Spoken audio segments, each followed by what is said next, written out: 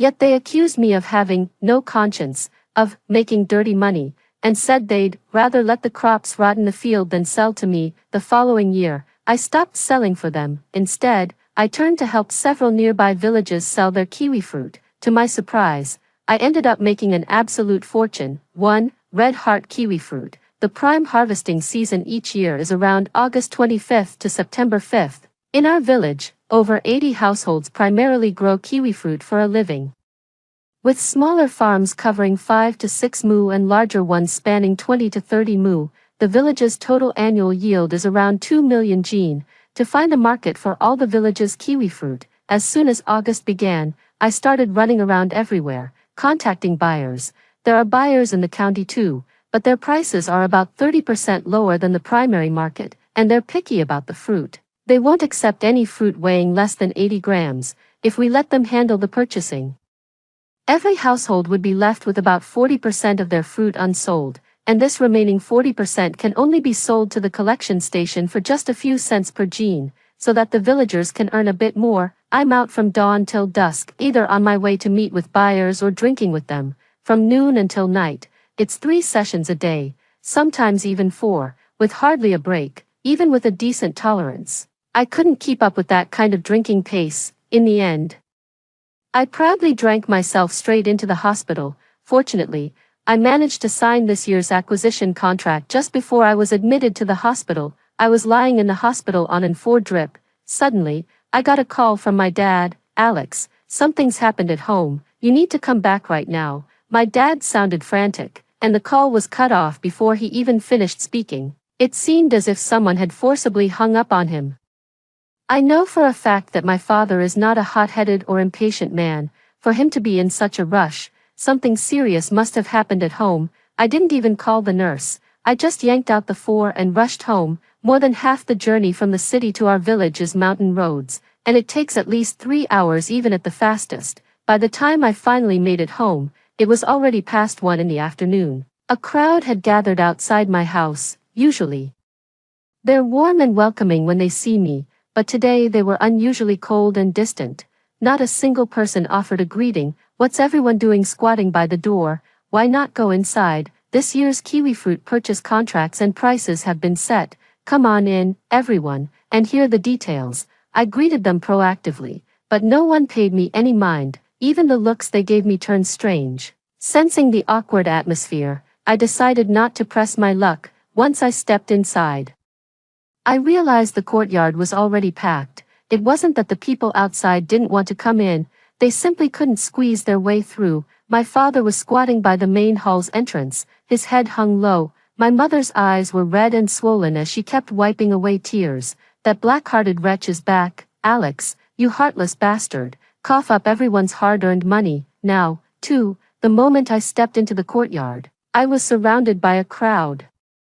Gone was the usual politeness in their words, replaced only by accusations and abuse, withholding hard-earned wages. That statement left me completely baffled. When have I ever withheld their hard-earned money? If you can speak, then speak like a decent person. Stop spewing nonsense everywhere. When have I ever withheld your hard-earned wages? I retorted, frowning. Don't play dumb, you know exactly what you did. You buy our fruit for 5 yuan a jin.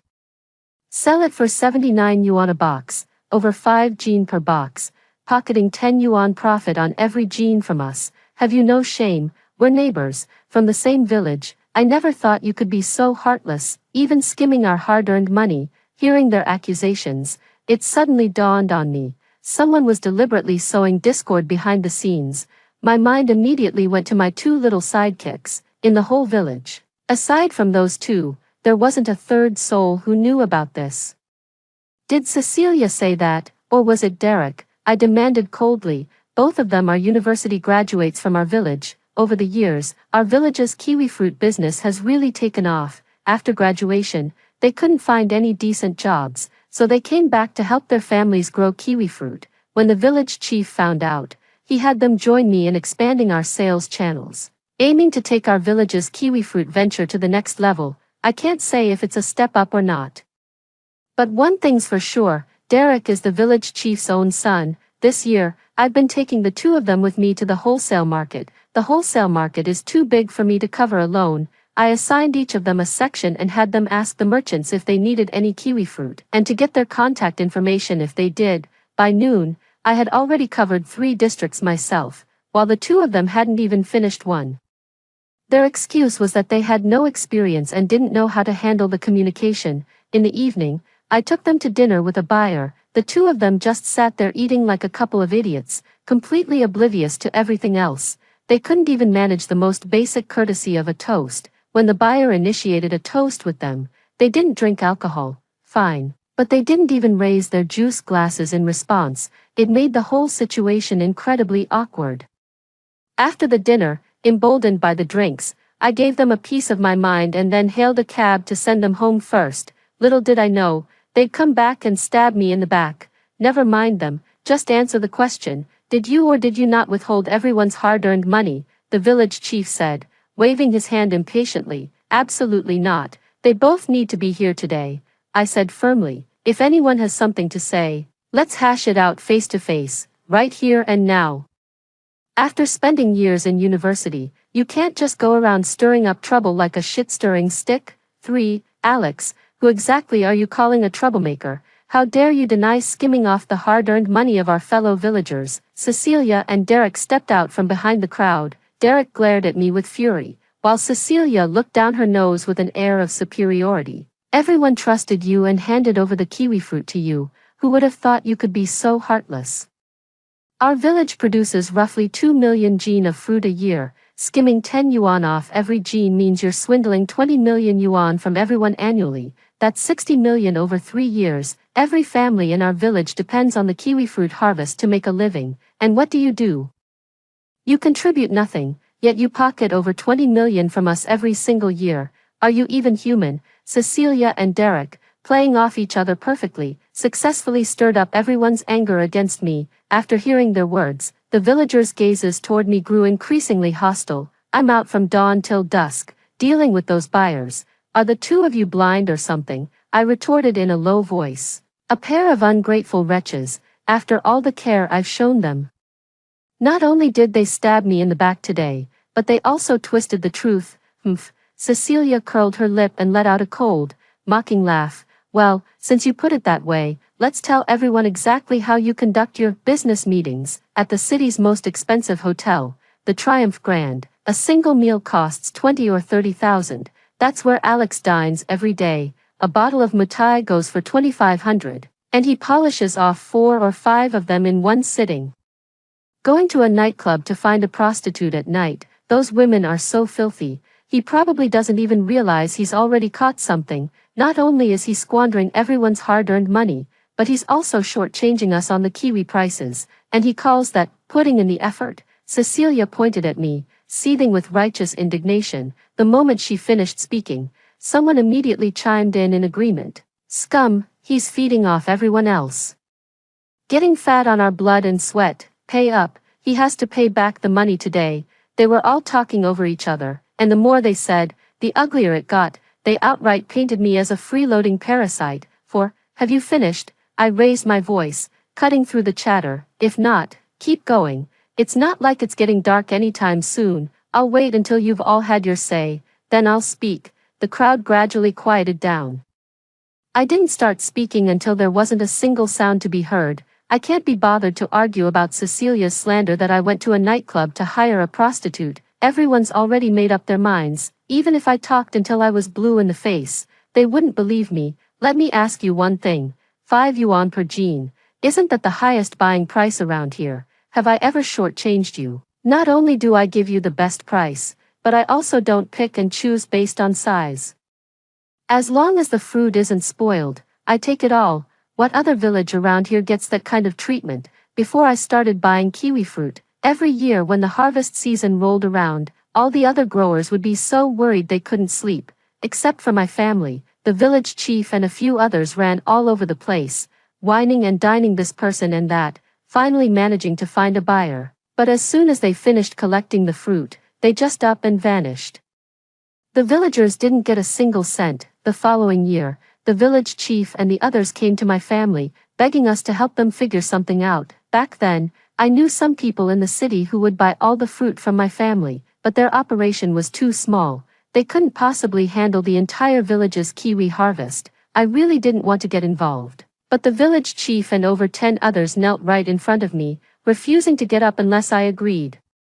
Left with no choice, I could only promise to give it a try. I spent money on gifts and pulled strings, running around for over half a month before I finally found a buyer, a Mr. Wang, from a neighboring city. That year, everyone in the village who grew kiwi fruit made good money. From then on, the whole village went all in on growing kiwi fruit. Every year when harvest season comes around, the buyers show up at our doorstep without us even having to ask. All the villagers have to do is count their money. Every household has upgraded from their old mud brick houses to modern multi-story homes. Life keeps getting better and better, but they have forgotten all of this. I got it for them. Cut the crap. You sell a box for 79, but you pay us $5 a pound. You call that treating us fairly? If a box of fruit sells for 79, you should be paying us 79. Otherwise, how can you live with yourself? 5. I was so exasperated I almost laughed. The Qin dynasty is long gone, but these people are still clinging to their cues. Even the Empress Dowager Cixi wasn't this stubborn in her day. Do you think I don't have any costs? I sell a box of fruit for 79. What about labor, the gift boxes, shipping costs? Do you think every single piece of fruit can be sold for 79? I looked around. Not a single person dares to contradict me. 79 per box. And only the extra-large fruits weighing over 130 grams can be sold for 79. You're all experienced growers. Based on a yield of 3,000 jin per mu, what percentage of that would be the extra-large fruits over 130 grams? Tell me. I paused once more, my gaze sweeping over the assembled group. Everyone kept their heads bowed, not daring to meet my eyes. Why have you all gone quiet? They all understood perfectly well. For the extra-large fruit over 130 grams, it only makes up about 30% of the yield per mu, less than 30%. Did any of you ever stop to think about what to do with the other 70%? The first year I helped you all sell the fruit, I lost 170,000 yuan. My family struggled through a whole year of hardship because of it. Did any of you give me a single cent? 5. In my first year helping the village sell fruit, I was completely clueless and ended up losing 170,000 yuan all told, but all the villagers made money. The very next year, the entire village jumped on the bandwagon and started planting kiwi fruit. Back then, the village chief and the others came to me again. They put me in charge of the whole thing right away, praising me for being highly capable. I privately mentioned the shortfall to the village chief. The village chief promised me then that once this year's fruit was sold, he'd have everyone help make up the deficit for me. I had already gotten on board with Mr. Wang by then, so I figured the procurement wouldn't be too difficult. I agreed. Little did I know, when I went back to see Mr. Wang with gifts in hand, he was no longer in that line of work. Fortunately, he referred me to some other buyers. I went to negotiate with each of them, but the prices weren't very appealing. I finally managed to get in touch with manager's son from a chain supermarket. The price he quoted was very satisfactory, but right at the end of our discussion, he suddenly changed his tune. I was completely baffled and couldn't figure it out, so I had no choice but to call President Wang for advice. President Wang understood the situation immediately. The other party was asking for a kickback. To put it bluntly, manager's son is just an employee. He can source fruit from anyone. If there's no personal benefit in it for him, why would he choose yours? There are plenty of good options out there. You're not indispensable.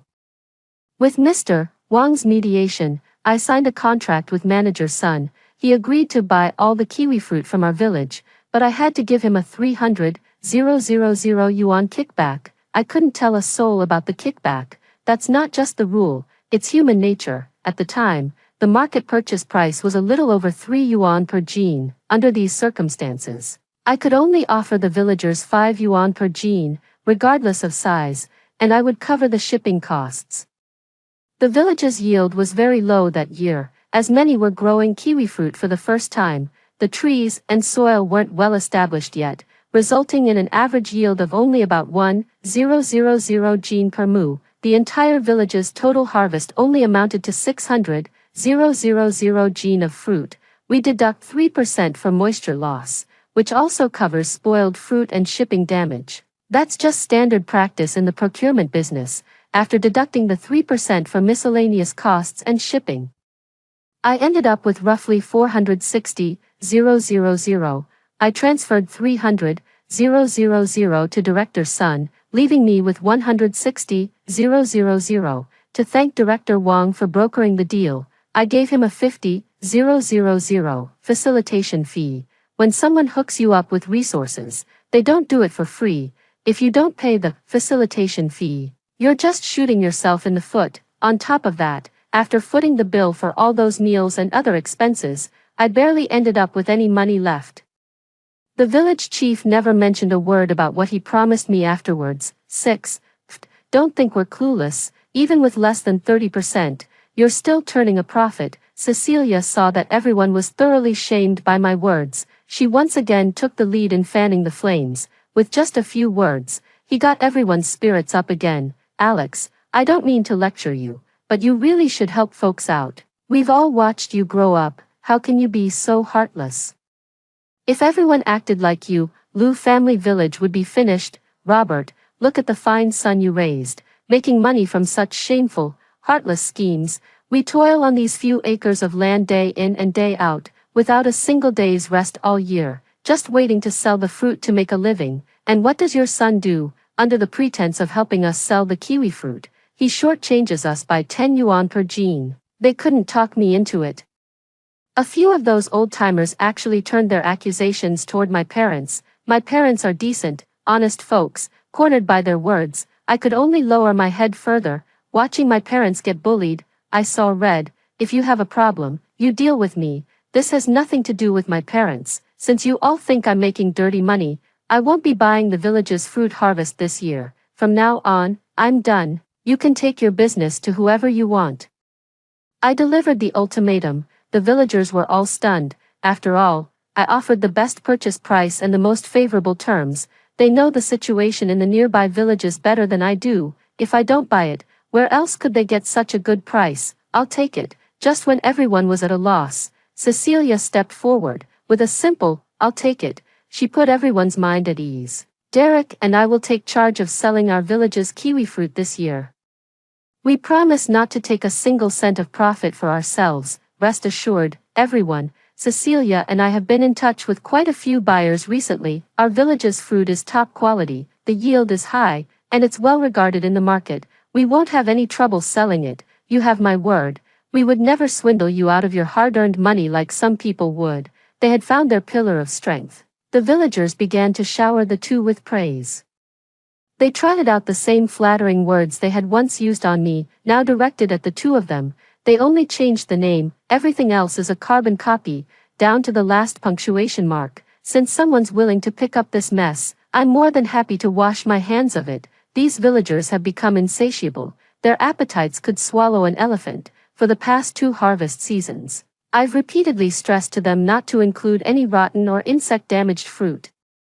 But they just wouldn't listen. Every single time I submitted the batch, the inspectors always pointed out the presence of spoiled and defective fruit. If I didn't have solid connections, they would have absolutely made me haul it all back. Sure, they have solid connections, but they went from deducting 3% for moisture straight to 5%.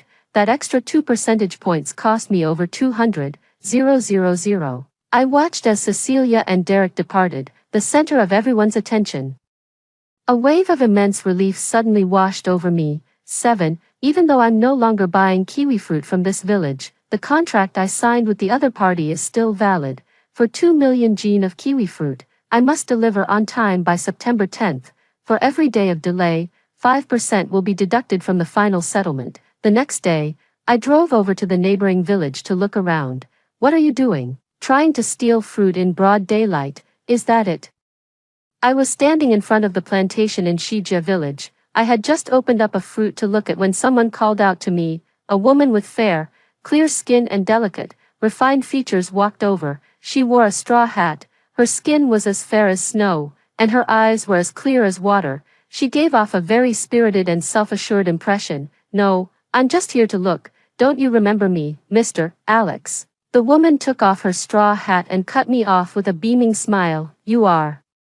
I racked my brain, trying to recall, but it seemed I genuinely didn't know her. No worries if you can't remember. let's start over. I'm Chloe, the first secretary of VillageThe village. The woman in the straw hat extended her hand toward me, full of warmth. Nice to meet you, Secretary Chloe, I said, politely shaking her hand in return. She's a university graduate serving as a village official, a role found in several nearby villages. Last year, our village had a surplus of kiwi fruit that we couldn't sell. I went to see Mr. Alex, hoping he could help, but I didn't even get to meet him. After saying this, Chloe looked at me with a deeply regretful expression. My heart sank when I heard that. When did this happen? I had no idea. Sorry, I really didn't know this was, I said, scratching my head awkwardly. It's fine. What's this, Mr. Alex? I'm here to check out how the kiwi fruit is doing in the villages around us. Just getting a full picture. You can rest assured about our village's kiwi fruit. It's every bit as good as yours, if not better. Don't forget, our whole village is on a sunny slope, so it gets plenty of light. Chloe picked out a riper kiwi fruit and handed it to me. I peeled it and took a bite. The texture is nice. It would probably be even better if it were a bit riper. So, interested in our village's kiwi fruit? Chloe asked, a sly smile playing on her lips as she saw me enjoying it. I heard about your falling out with your village. I frowned. Word travels fast, doesn't it? But then again, the two villages are only a few miles apart, and with all the family ties between them, it's no surprise the news reached them. What's your village's total yield? Around 1 million Gene. A few years back, our village's output was even larger than yours. But the purchase price was never very good, and on top of that, the transportation was inconvenient, so in the last couple of years, a lot of people have stopped farming. The yield has been cut by more than half. Chloe looked regretful. I nodded along, sharing her sentiment. Meanwhile, I was thinking to myself, their village only has 1 million Gene. That's still a long way off from fulfilling my contract. But don't worry, the roads in our village are all fixed up now. Big trucks can get through. If they can't make it in, we can carry the goods out to the main road. I didn't rush to give my response. Chloe thought I didn't want to accept the fruit from their village, so she quickly added, Secretary Chloe, that's not what I meant. Your village's 1 million is still a long way off from my target. Don't worry about that. I'm the first secretary of VillageThe village. I know the folks in all the surrounding villages. If you need, I can go ask around for you right now. Once word gets out that it's Mr. Alex, all the nearby villages will be lining up for you to take their produce. We can get you as much as you need. Chloe's flattery really warmed my heart. I'll take the fruit from their village. Tell me what your village needs. Our village doesn't have many demands, Chloe said with a smile, dimples forming at the corners of her mouth. We just need to sell the fruit. Had I not caught that sly glint in her eyes, I would have believed her to be completely innocent. But now, I'm absolutely certain she has an ulterior motive. I hear Mr. Alex buys fruit, no matter the size, and offers a fair price. Chloe's smile grew even brighter. Just as I thought, a sly old fox, sharp as a tack, 5 yuan per Gene, and I'm not picky about the size. If you can accept these terms, I'll take it. If not, I won't. I'm not running a charity here. How much I make is my business. I don't want to explain it, and I won't. Chloe's smile slowly faded. I understand. In business, it's all about relationships and navigating social complexities. On paper, you might make 10 yuan per Gene, but what actually ends up in your pocket is always less.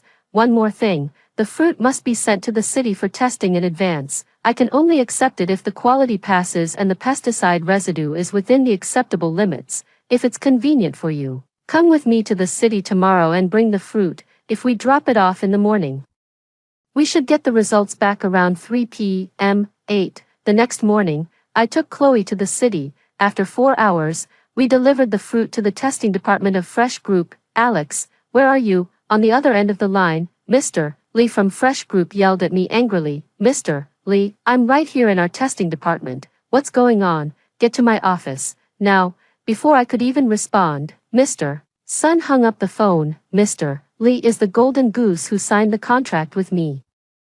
If anything happens to him, I'm finished. I'll have Chloe keep an eye on things here. I'm going to see Mr. Lee alone. After what happened last time, I'm not bringing anyone to meet my boss again. Better safe than sorry. The moment I walked into the office, I saw Cecilia and Derek were there too. Alex, your people have no sense of propriety at all. Mr. Lee said, his face livid. Mr. Lee, please don't misunderstand. They're not with me. If they're not with you, why are they using your name, Mr. Lee snorted coldly. Cecilia shot a panicked glance in my direction. Before I could even ask them, she quickly changed the subject. She doesn't have the nerve to confront me, Mr. Lee. We're here to do business. There's no need to be so tense. We'll definitely offer a better price for the kiwi fruit than Alex. There's something you probably aren't aware of yet. From now on, the kiwi fruit procurement for VillageThe has nothing to do with Alex. We are the ones in full charge, so can you have the non-essential personnel leave now? Cecilia's tone was forceful, carrying an air of haughty superiority. I really don't understand where she gets the nerve. Alex, what's going on? Manager Lee was taken aback. Boss Lee, she's right. The kiwi fruit from VillageThe has nothing to do with me from now on. I stated bluntly. I don't care if it has anything to do with you or not. We have a contract, signed in black and white, for 2 million gene of red-fleshed kiwi fruit. If you can't deliver, you'll have to pay me double the penalty, Boss Lee said, pulling the contract from a cabinet and slamming it down in front of me. I bent down, picked up the contract from the floor, and with a broad smile, placed it back on the desk in front of Boss Lee. As long as he still honors this contract, that's all that matters. With this contract in hand, nothing Cecilia says today will make a difference. No matter how hard she tries, Mr. Lee, you can rest assured. I guarantee not a single ounce will be missing, I assured Mr. Lee, thumping my chest for emphasis. Seeing this, Cecilia immediately cut me off. Mr. Lee, don't let him fool you. We are the ones in charge of the kiwi fruit from VillageThe now. Alex has nothing to do with it. Where on earth would he get 2 million gene of kiwi fruit for you? Even if he could get it for you, he'd definitely just be sourcing some off-brand fruit to pass off on you. Cecilia looked at me with a sneer. Mr. Lee remained silent. As we all could see, she exchanged a meaningful glance with Derek. Mr. Alex, to show our sincerity, our village's kiwi fruit is priced at 4.5 yuan per gene. Seeing that she couldn't persuade Mr. Lee, Cecilia suddenly started lowering her price. Mr. Lee paused for a moment upon hearing this. He stared at Cecilia with keen interest. It was that very look that gave Cecilia a glimmer of hope. For the same fruit, Alex charges you 5 yuan per gene, but we only ask for 4.5, Mr. Lee. You must see our sincerity now. We're saving you 0.5 yuan per gene, for 2 million gene. That's a total saving of 1 million yuan. It's no surprise that Cecilia and the other one are university students. An educated person really is different. Their multiplication skills are seriously impressive, just as the two of them were diligently working on the accounts for Manager Lee. A group of security guards burst through the door. 4.50 a pound for this fruit. What are you growing? The Queen Mother of the West's peaches of immortality. Alex's fruit is 1 yuan per gene. Get these two idiots out of here. If they ever sneak back in, you're fired as head of security, Mr. Lee yelled furiously, upon hearing Mr. Lee's order. The security guards swarmed in and dragged Cecilia and Derek out. As she was being dragged away, Cecilia kept struggling and protesting. 1 yuan per gene, impossible. He buys it from the villagers for 5 yuan per gene. Cecilia would never have dreamed of knowing. The fruit I sell to Mr. Lee is all the leftovers from my own selection. The premium jumbo fruit goes to the high-end market, the large fruit to supermarkets, and any fruit under 80 grams, I sell to him for 1 yuan per gene. He uses it for juice processing, so the size doesn't matter. The fruit I sell on the market for 79 yuan a box doesn't make any profit at all. It's just to break even. What I actually make money on are these leftover fruits at 1 yuan per gene. 9. The test results won't be ready until this afternoon. So Chloe and I are going to grab a bite to eat. We had just pulled out of the gate when Cecilia and Derek stopped the car. Alex, have you no shame, by stopping Mr. Lee from buying the fruit from VillageThe?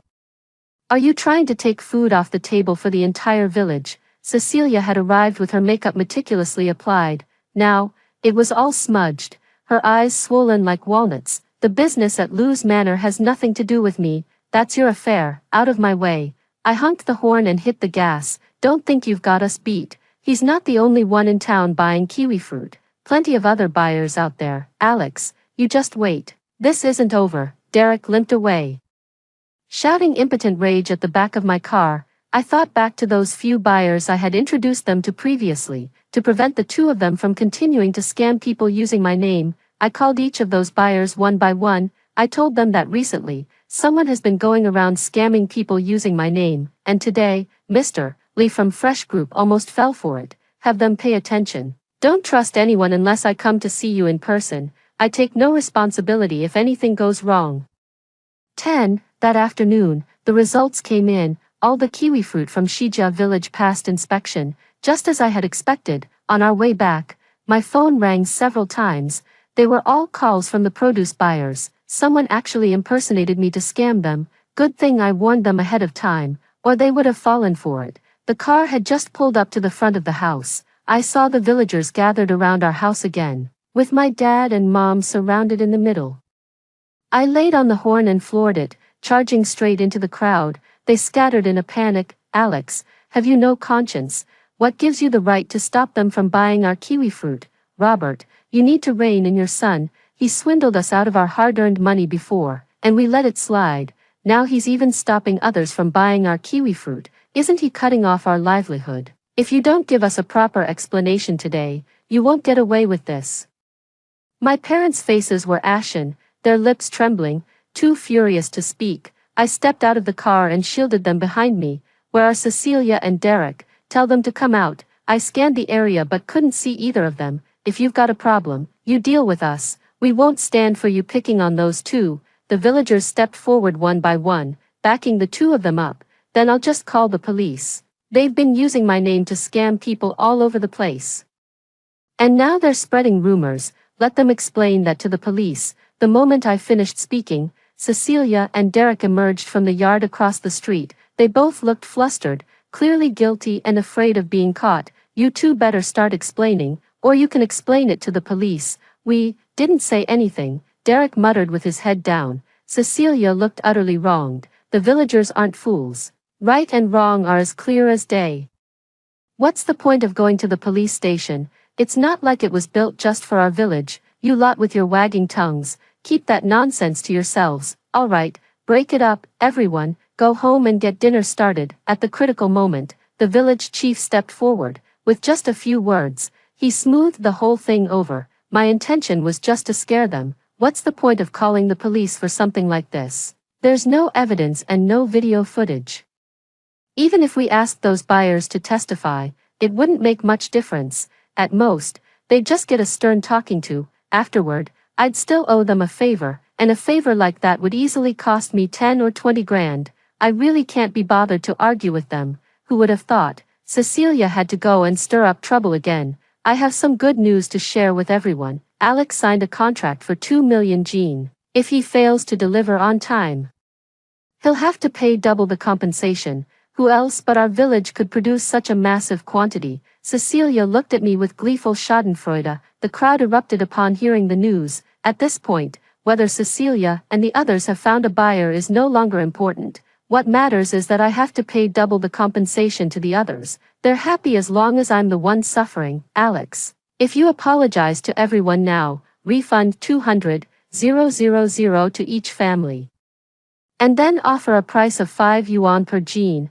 We might consider selling the kiwi fruit to you. Otherwise, you can expect to pay double the penalty fee. You figure it out. Are we talking millions, or tens of millions? Cecilia seized the chance to threaten me, aiming to kill 3 birds with 1 stone. She wanted me to both admit fault, pay up, and take the produce off her hands. That way, she could solve all her problems and come out looking like the good guy. Her scheme was clever. But before I could even speak, someone else jumped in to object first. No way, 200,000 is definitely not enough. We have over 20 acres of land. You have to pay my family 500,000, or I'm not selling. Same here. In an instant, everyone started arguing all at once. Many saw it as a chance to make outrageous demands, with some even asking me to pay 1 million in compensation. Just like that, they shot down Cecilia's plan to kill 3 birds with 1 stone.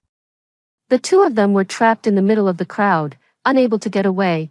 I dragged my parents back home. Once the front door was shut, they could argue all they wanted. Well, I never agreed to it. 11. After closing the door, my dad told me that our orchard had been vandalized. On the 2-acre plot on the southwest slope, fruit was scattered all over the ground, about 300 or 400 pounds of it. It was clearly done on purpose. I wanted to go confront them, but my dad stopped me.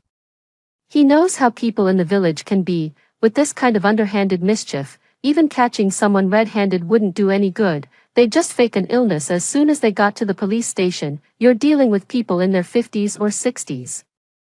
With a whole list of ailments. If they flat out claim you're the one who made them sick, what can you possibly do? There was a case where an outsider leased some land. The moment the harvest was halfway done, a bunch of elderly folks rushed in to glean what was left. It wasn't gleaning, it was outright theft. The leaseholder detained a few of the slower ones. Before the police even arrived, one of them had already collapsed on the ground. They were taken to the hospital. And the leaseholder ended up paying over $30,000 in medical bills. When it comes to people in their 60s or 70s, even the police are at a loss. There's simply no reasoning with this kind of situation. My dad and I talked it over, and we're starting to pick our fruit tomorrow. Our orchard is about 27 acres. I plan to hire extra help to get all the fruit harvested in a single day. Best to avoid any complications. The next morning, I hired over 50 workers from several villages in the area.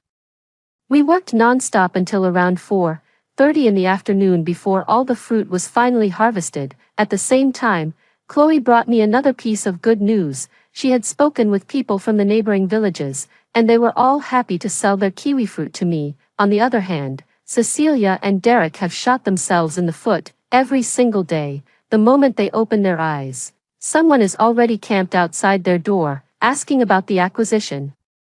They have no choice but to leave the house, forced to go out early and come back late each day. I don't need to guess to know they definitely haven't found a buyer. If they had found a buyer, they would have been the first to come and parade the whole village right outside my door to show off. Since they haven't come to gloat, it can only mean they haven't found one. 3 days later, the harvest in VillageThe village officially began.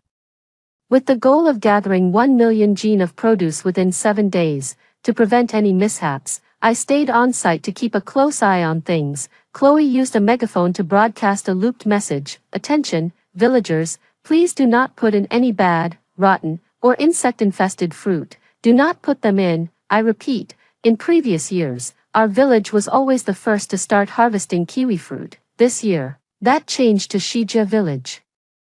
Quite a few villagers from VillageThe went over to join the crowd and see what was happening. They were gossiping and talking smack while they watched. You really got the short end of the stick selling your fruit to that heartless Alex. They're making a 10 yuan profit off you for every gene. He made over 10 million yuan without lifting a finger, just from the 1 million gene of fruit from your village. Tell me, does he have no conscience?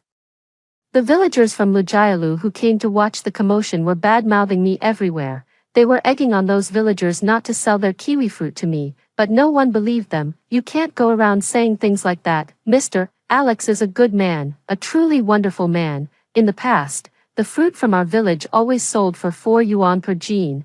We never got 5 yuan. This year, not only can we sell it for 5 yuan per gene, but they don't even sort by size.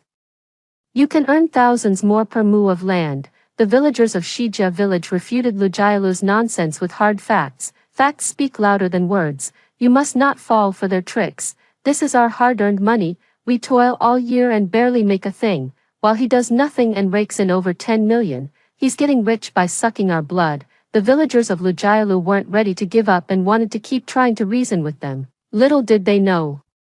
This infuriated the villagers of VillageThe village, who were in the middle of harvesting their fruit. They took off their gloves and encircled several villagers from VillageThe. Mr. Alex is a good man. He deserves to earn this money. Exactly, a buyer with a conscience like his. He's bound to make a fortune. A person this good not getting rich. What kind of world would that be? I heard Mr. Alex isn't buying kiwi fruit from your village this year. What are you going to do? Have you found another buyer? Your village was always the first to sell in previous years. What happened this time? The villagers from VillageThe were left speechless and, being on VillageThe village's turf, didn't dare to cause any trouble. They could only leave, grumbling under their breath. 12. Soon after, the surrounding villages also began their fruit harvest. The villagers of VillageThe had reached their breaking point. Every morning, the first thing they did was gather outside Cecilia's house. Since Derek's father was the village chief, the villagers didn't dare to confront him at his home. Instead, they directed all their frustration at Cecilia. One day, as soon as the two of them returned from outside, they were surrounded by the villagers. "Cecilia, have you and Derek found a buyer yet? The fruit is already starting to fall. If we don't harvest it soon, it'll just rot in the field. Have you managed to find a buyer yet or not?" As I walked over, Cecilia's expression suddenly tightened. Her voice rose several notches. "Rest assured, everyone, we've already secured a buyer. The extra large fruits, over 130 grams, are 79 yuan per box. The large fruits, between 90 and 130 grams, are 39 yuan per box. Each box weighs over 5 jin, 79 yuan a box. That works out to over 15 yuan per jin. Are you serious? Cecilia, you've got to be kidding me." Upon hearing it was 79 per box, everyone was in disbelief at the price. They all began to voice their doubts. "Don't worry, there's no way we'd ever try to pull a fast one on you all. We've hired 3 live streamers. Live stream shopping is all the rage right now. We'll sell it for 79 a box with free shipping. Racking up hundreds of thousands of orders in one night will be a piece of cake. When the time comes, it's going to be an absolute frenzy." Cecilia and Derek's words had the villagers practically itching to get started, at 79 yuan a box. And with each household having tens of thousands of pounds of it, they're raking in hundreds of thousands in one go. No wonder they're so tempted. I know all about live stream selling. It's absolutely huge right now. I've heard they can sell hundreds of millions in a single night. Cecilia, Derek, you two are really something. You're 100 times better than some of those heartless folks. You two have done our village a huge favor this time. We'll definitely give you both a big red envelope as a thank you." That's right, a big red envelope. Every household will chip in, and the minimum can't be less than 5,000. Leo, with your family's 20+ acres of land, your share should be at least 10,000. All right, 10,000 it is. Leo agreed with a hearty laugh. That whole spiel was just for my benefit. Empty talk costs nothing. And I couldn't be bothered to listen any longer. I had just turned to leave when Cecilia called out to me. "Alex, did you see that? Don't think we can't get by without you. Without shady dealers like you, the rest of us could actually make a decent profit." I couldn't even be bothered to turn my head. I just shut the door and went inside. I hope they can still smile this happily in a few days. 13. On day 7, the harvest in Shijia village was successfully completed. Meanwhile, the 3 streamers Cecilia hired have finally arrived. Cecilia waited on them hand and foot every single day, arranging private cars and personal attendants. She was more attentive than the eunuch serving the Empress Dowager Cixi. After several days of running around, I still had no idea how the sales were going. On the afternoon of September 15th, I was on my way back from the city and passed by Cecilia's house, only to find it had been completely trashed. Both of the big stainless steel doors were splattered with human excrement. It was so disgusting I nearly threw up my lunch. All the ground floor windows were smashed, and the main door was shut tight. There was no telling if anyone was home. When I got home, I was shocked to find a crowd of people gathered outside my door again. I saw red instantly. "Is this ever going to end? You keep showing up at my house every other day. Do you really think I'm some kind of pushover?" I grabbed the nearest stick and charged at them. "Even if it costs me everything I own and lands me in jail, I won't let my parents suffer this humiliation anymore. Alex, come take our harvest. No need to apologize, and no need for a refund. Just 5 yuan per jin is fine, and my family's." 14. As I charged over with a stick in hand, their tones suddenly shifted. One by one, with long faces, they began begging me to buy their fruit. I ignored them, turned around, and drove the car into my own yard. "Alex, please buy my family's fruit. I've poured over 4 years of my life into this orchard." This year's harvest finally reached 3,000 jin, and if no one buys it, I'll be ruined. "Alex, my child is in school, and we have a sick person at home. We're counting on this fruit to get by. You have to take our harvest, or I don't know how we'll survive." My yard was full of people again. This time was different. This time, everyone stood in the yard, and no one dared to step into my family's main hall. I told my parents to stay inside and not come out.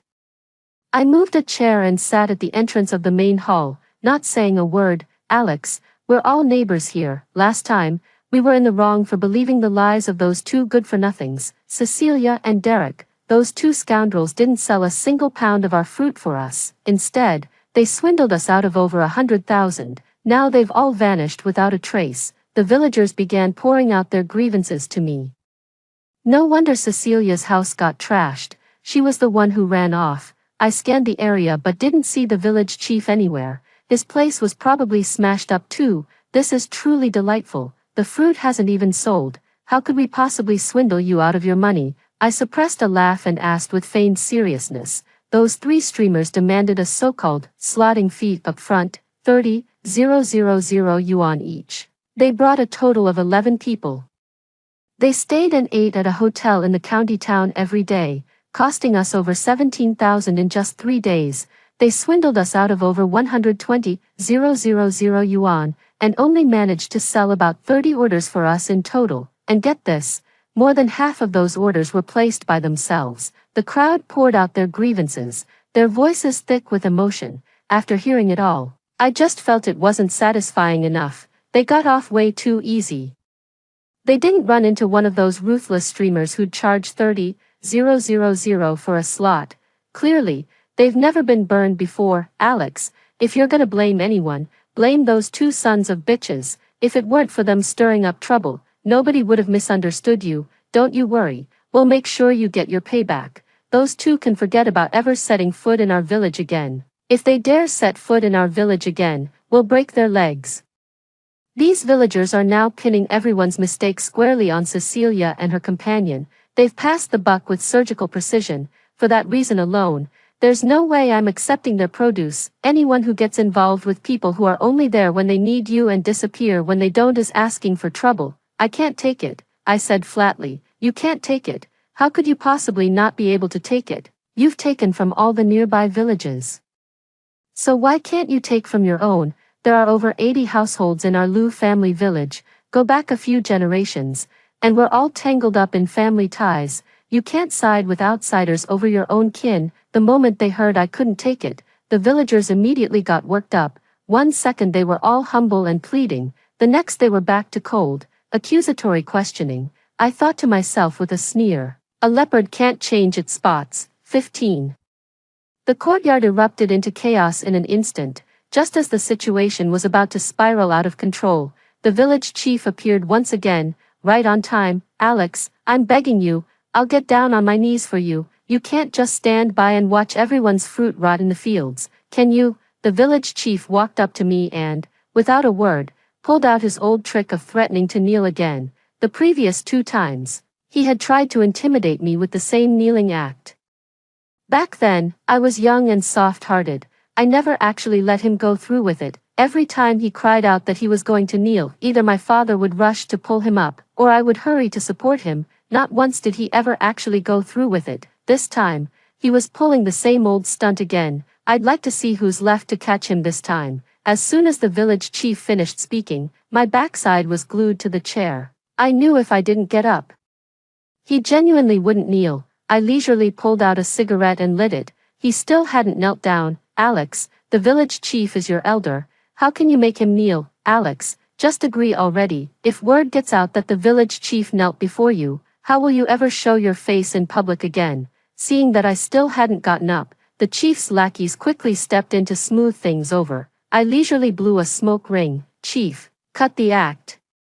The best time for picking has already been missed because of your son. Who would dare take these soft fruits now? If the journey is any distance at all, they'll likely rot on the way. It's mid-September now, the fruit is overripe, the shipping losses alone would be too much for anyone to bear. The fruit from Lujialu, over 2 million gene of it, would take at least 10 days just to pick. If we wait another 10 days, the whole lot will have rotted to mush. Who in their right mind would take it now? Alex, don't push your luck. You're taking our village's fruit today, whether you like it or not. The soft approach didn't work. The village chief's face hardened, and he actually started playing rough with me. My dad told me long ago, he didn't become village chief by being a pushover. You know, the shady things he's done are more numerous than the grains of salt I've eaten in my life. As soon as he finished speaking, A few old men shuffled in from outside, swaying with each step as if they might keel over at any moment. You know these men, don't you? If you don't buy the village's fruit, they're moving in with you for the day. Of course I knew these old men. They're either paralyzed, or have heart disease or Parkinson's. The average age is over 80. My own father would have to call them, sir. Remember that Mr. Young, the one who leased the land a few years back. He was way more capable than you. And look what happened. He still lost tens of thousands. Just think of the consequences if something were to happen to these people in your home. That's the kind of tactic our village chief uses. I couldn't come up with such a dirty trick even if I tried. It's beyond me. These old men could keel over at any moment. If one of them actually died in my yard, who can say for sure? Alex, you're still young and don't understand how these things work. We're all from the same village. There's no grudge that can't be mended. Listen to your uncle. Just take the fruit from our village. I'm the village chief. I can speak for everyone. This year, our village's price will be 4-5 yuan per gene. We'll let you make an extra 50 cents on this pound. Consider it our way of making it up to you. 16. Just as I was about to tell the village chief to give up on the idea, the sound of police sirens suddenly pierced the air. My father walked out of the house. He was the one who called the police. He gave me a resolute look. Robert, what's the point of calling the police? Do you have any evidence? The substation crew just came to check the lines. The village lost power, so with no electricity or internet, the surveillance cameras are useless. The sound of police sirens grew closer, but the village chief showed no sign of panic. If anything, he became even more brazen. He turned and gave a meaningful look to the men behind him. I knew it. He was definitely about to pull some dirty trick. Who says I don't have proof? I pressed my car key, and the sound of the horn finally cut him off. My dashcam records continuously. From the moment I drove in, every single move in this yard has been captured. I suggest you come clean now, and save yourselves a trip to jail. Not only did his son screw you over this year, making your fruit unsellable and costing you hundreds of thousands, but now he's trying to get you thrown in jail. Are you really that foolish? The police were standing at the door.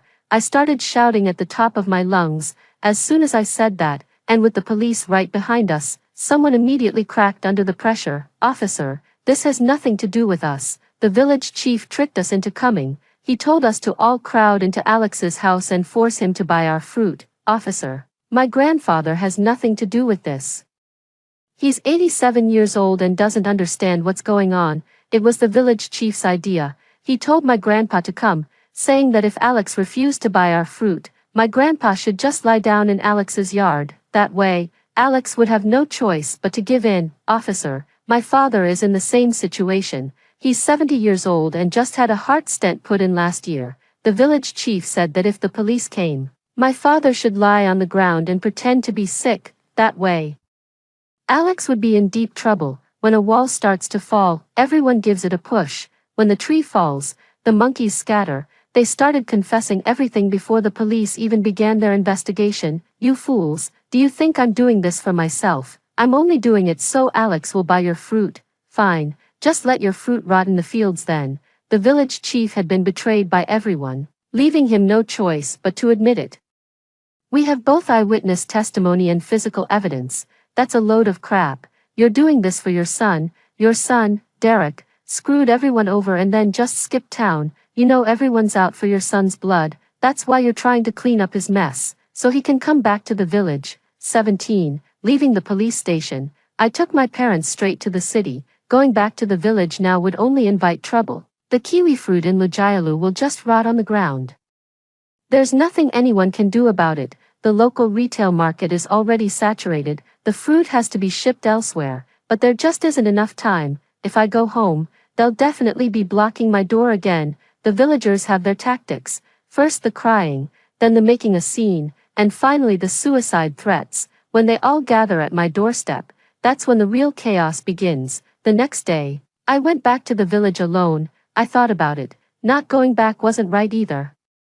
The fruit would surely rot in the fields, and if I didn't return, the villagers would definitely accuse me of turning my back on them in their time of need. I'll be run out of this village for good. I have to go back to the village and clear everything up, so they don't hold a grudge against me. Uncles, aunts, elders. It's not that I, Alex, don't want to buy your fruit. it's that nobody wants it anymore. Just think about it. The fruit's as soft as a baked sweet potato now.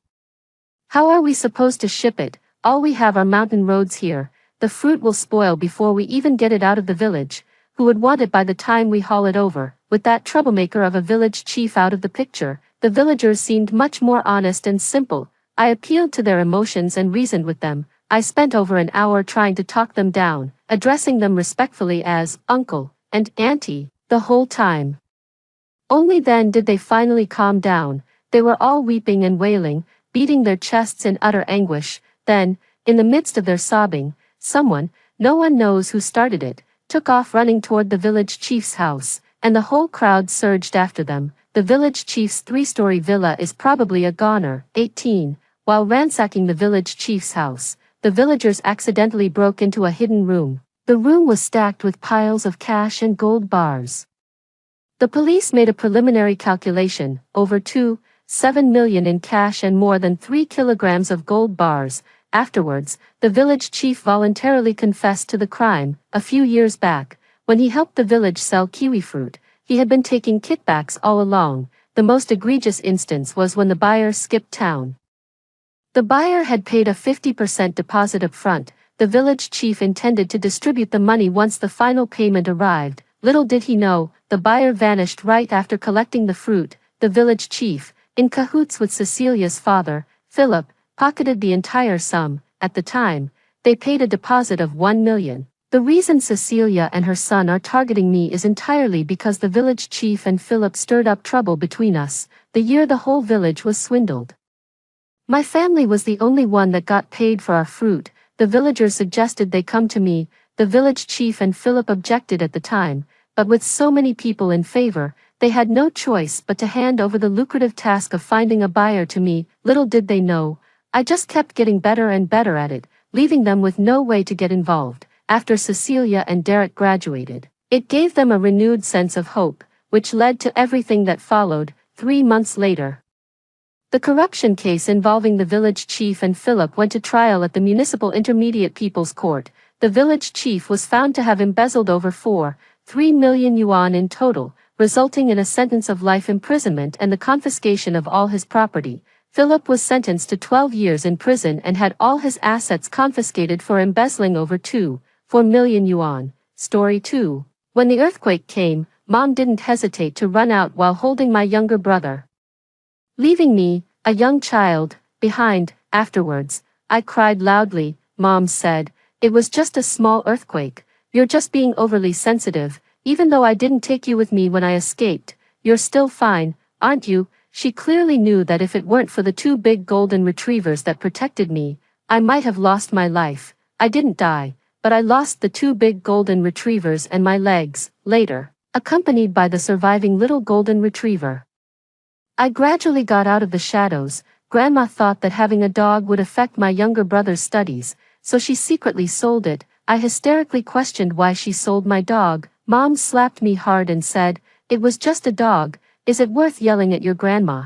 They didn't know that I had been diagnosed with severe depression, and the little golden retriever was my only salvation. That night, I forced myself to climb onto the balcony and jumped off. When I opened my eyes, I was back on the day the earthquake came. 1. The aroma of the food wafted into my nose. Along with it was Mom's gentle voice. "Dean, Mom has made your favorite sweet and sour pork. You should eat an extra bowl later." Then came my younger brother's impatient voice. Got it, it's so annoying." I looked in the direction of the voice. Mom, wearing an apron, was busy in the kitchen, and my younger brother was sitting on the sofa watching TV. Mom didn't have white hair, and my younger brother was still 8 years old. The 2 big golden retrievers were lying at my feet, sound asleep, and I hadn't lost my legs because of that earthquake. Everything proved to me that I had been reborn. I was reborn on the day the earthquake came, if I remembered correctly. When Mom served the stir-fried sweet and sour pork,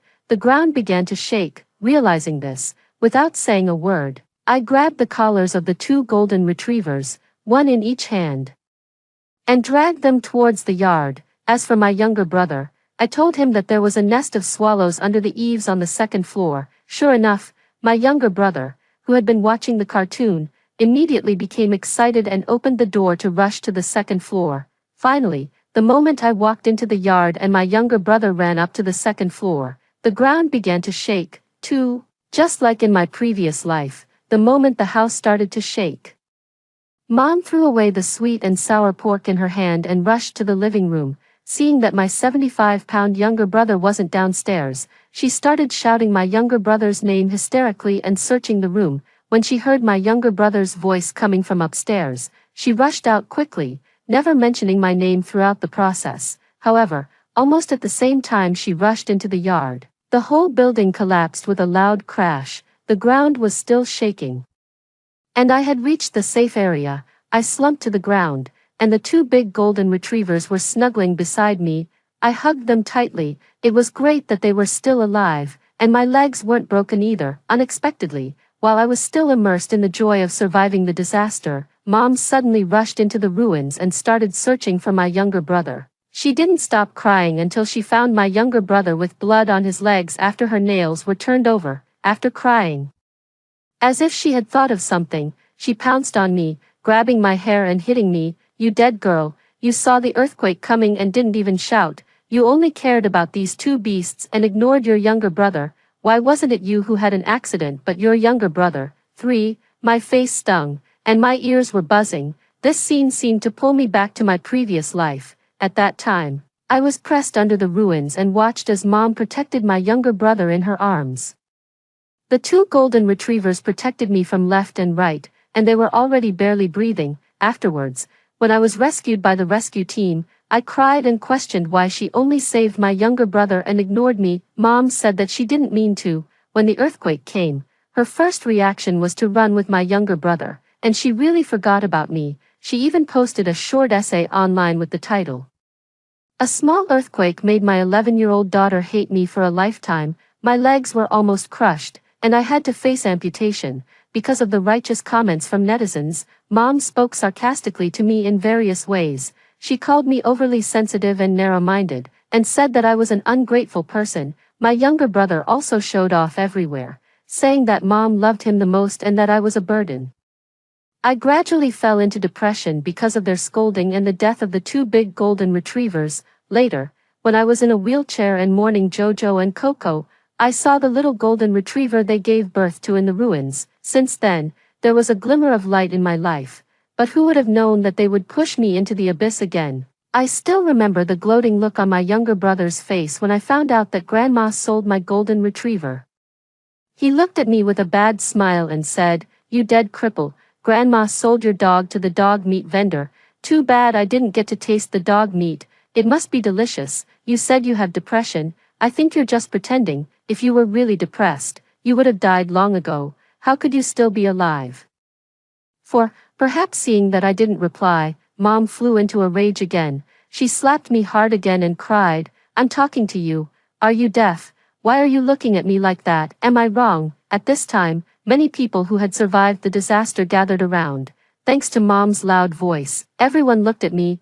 I burst into tears and said, "How could I know there would be an earthquake? I'm not a fortune teller. Aren't you glad that I escaped too? Instead, you hit me and questioned why it wasn't me who had an accident. Aren't I your own child? If I hadn't taken Jojo and Coco out in advance and it was me who had an accident, would you scold my younger brother and wonder why it wasn't him?" After my questioning, Mom was stunned on the spot. The others present also started talking all at once. "Yeah, Esme's mom, you said that both children are equally dear to you. You should be glad that Esme is okay. Why are you hitting the child?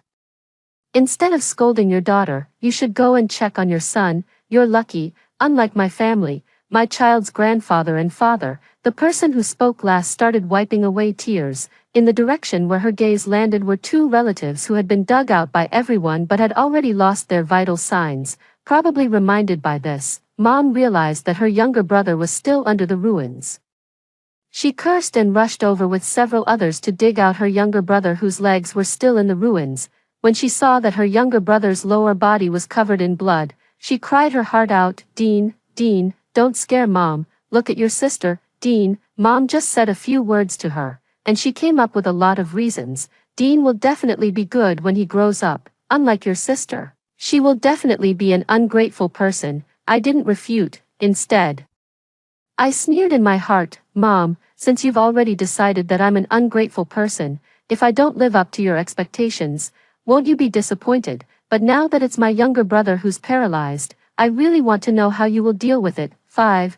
My younger brother managed to save his life. As I expected, his legs were almost crushed, and he had to be amputated from the root of his thighs. Mom wept all day long. Every time she saw me, there was a hint of resentment in her eyes.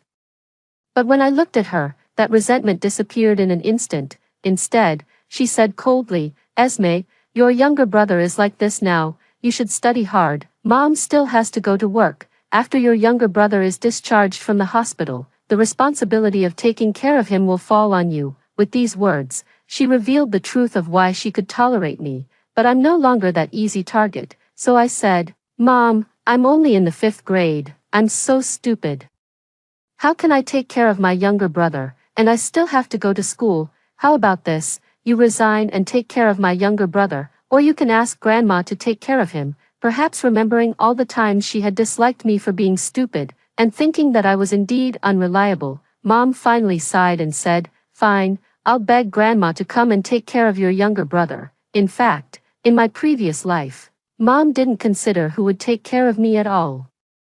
Even when I was in the hospital, she was extremely perfunctory. Most of the time, she just brought my younger brother to the hospital for a quick look and then found an excuse to leave. Even when I was in the hospital, I often went hungry. It was the aunt in the next bed who couldn't stand it and shared some of her food with me every time she ate. At that time, Mom was afraid of spending money and took me home after I had been in the hospital for only a week. Grandma made an excuse that the aunt whom my father newly married was about to give birth, and she ignored me. Mom was busy going on blind dates and didn't come home at night after getting to know a new boyfriend. My younger brother ate well with Mom, leaving me at home hungry and full. When I could move around in a wheelchair, Mom started ordering me around. As for my younger brother, who was only a year and a half younger than me, he didn't have to do anything. I was scolded by Mom. I swept the floor, wiped the table, cooked, and stir-fried dishes while sitting in a wheelchair. My younger brother played games and called me a cripple. Every time this happened, I would cry out of sadness and hysteria. Mom smiled and blamed me. Your younger brother is young and doesn't know any better. Can't you just let him be? I couldn't bear it anymore and questioned. My younger brother is younger than me, but I'm disabled. My legs are broken. But how did she reply to me at that time? She suddenly changed her expression and said with disdain in her eyes, Yes, you're disabled.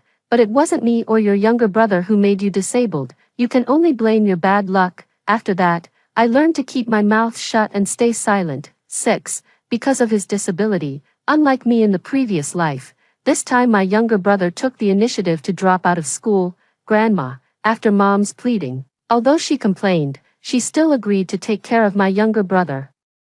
Mom was able to continue working. Moreover, for the sake of my younger brother, she didn't go on blind dates everywhere or have a new boyfriend. Instead, besides work, she focused all her attention on my younger brother. In fact, Mom and Dad had already divorced, and Dad had reorganized his family half a year ago. Grandma lived a carefree life usually, even though she didn't care about either side. Considering that there was a grandson here, she agreed to Mom's request. She took good care of my younger brother, whether he was disabled or not. They didn't reduce their love for my younger brother at all. Mom even bought a game console for my younger brother to pass the boring days. But even so, my younger brother's temper became very strange and irritable. Facing such a younger brother, I, who was still young, could only stay as far away as possible and focus all my energy on studying. In my previous life, because I became disabled.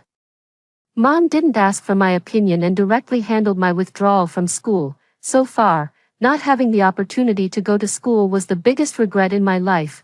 Now that I was reborn, I vowed to study hard on my own, take good care of the 2 big golden retrievers, and get out of this home. Heaven helps those who persevere. With my persistent efforts, I was admitted to the best middle school in the county as I wished. When Mom learned this news, instead of being happy, she was worried.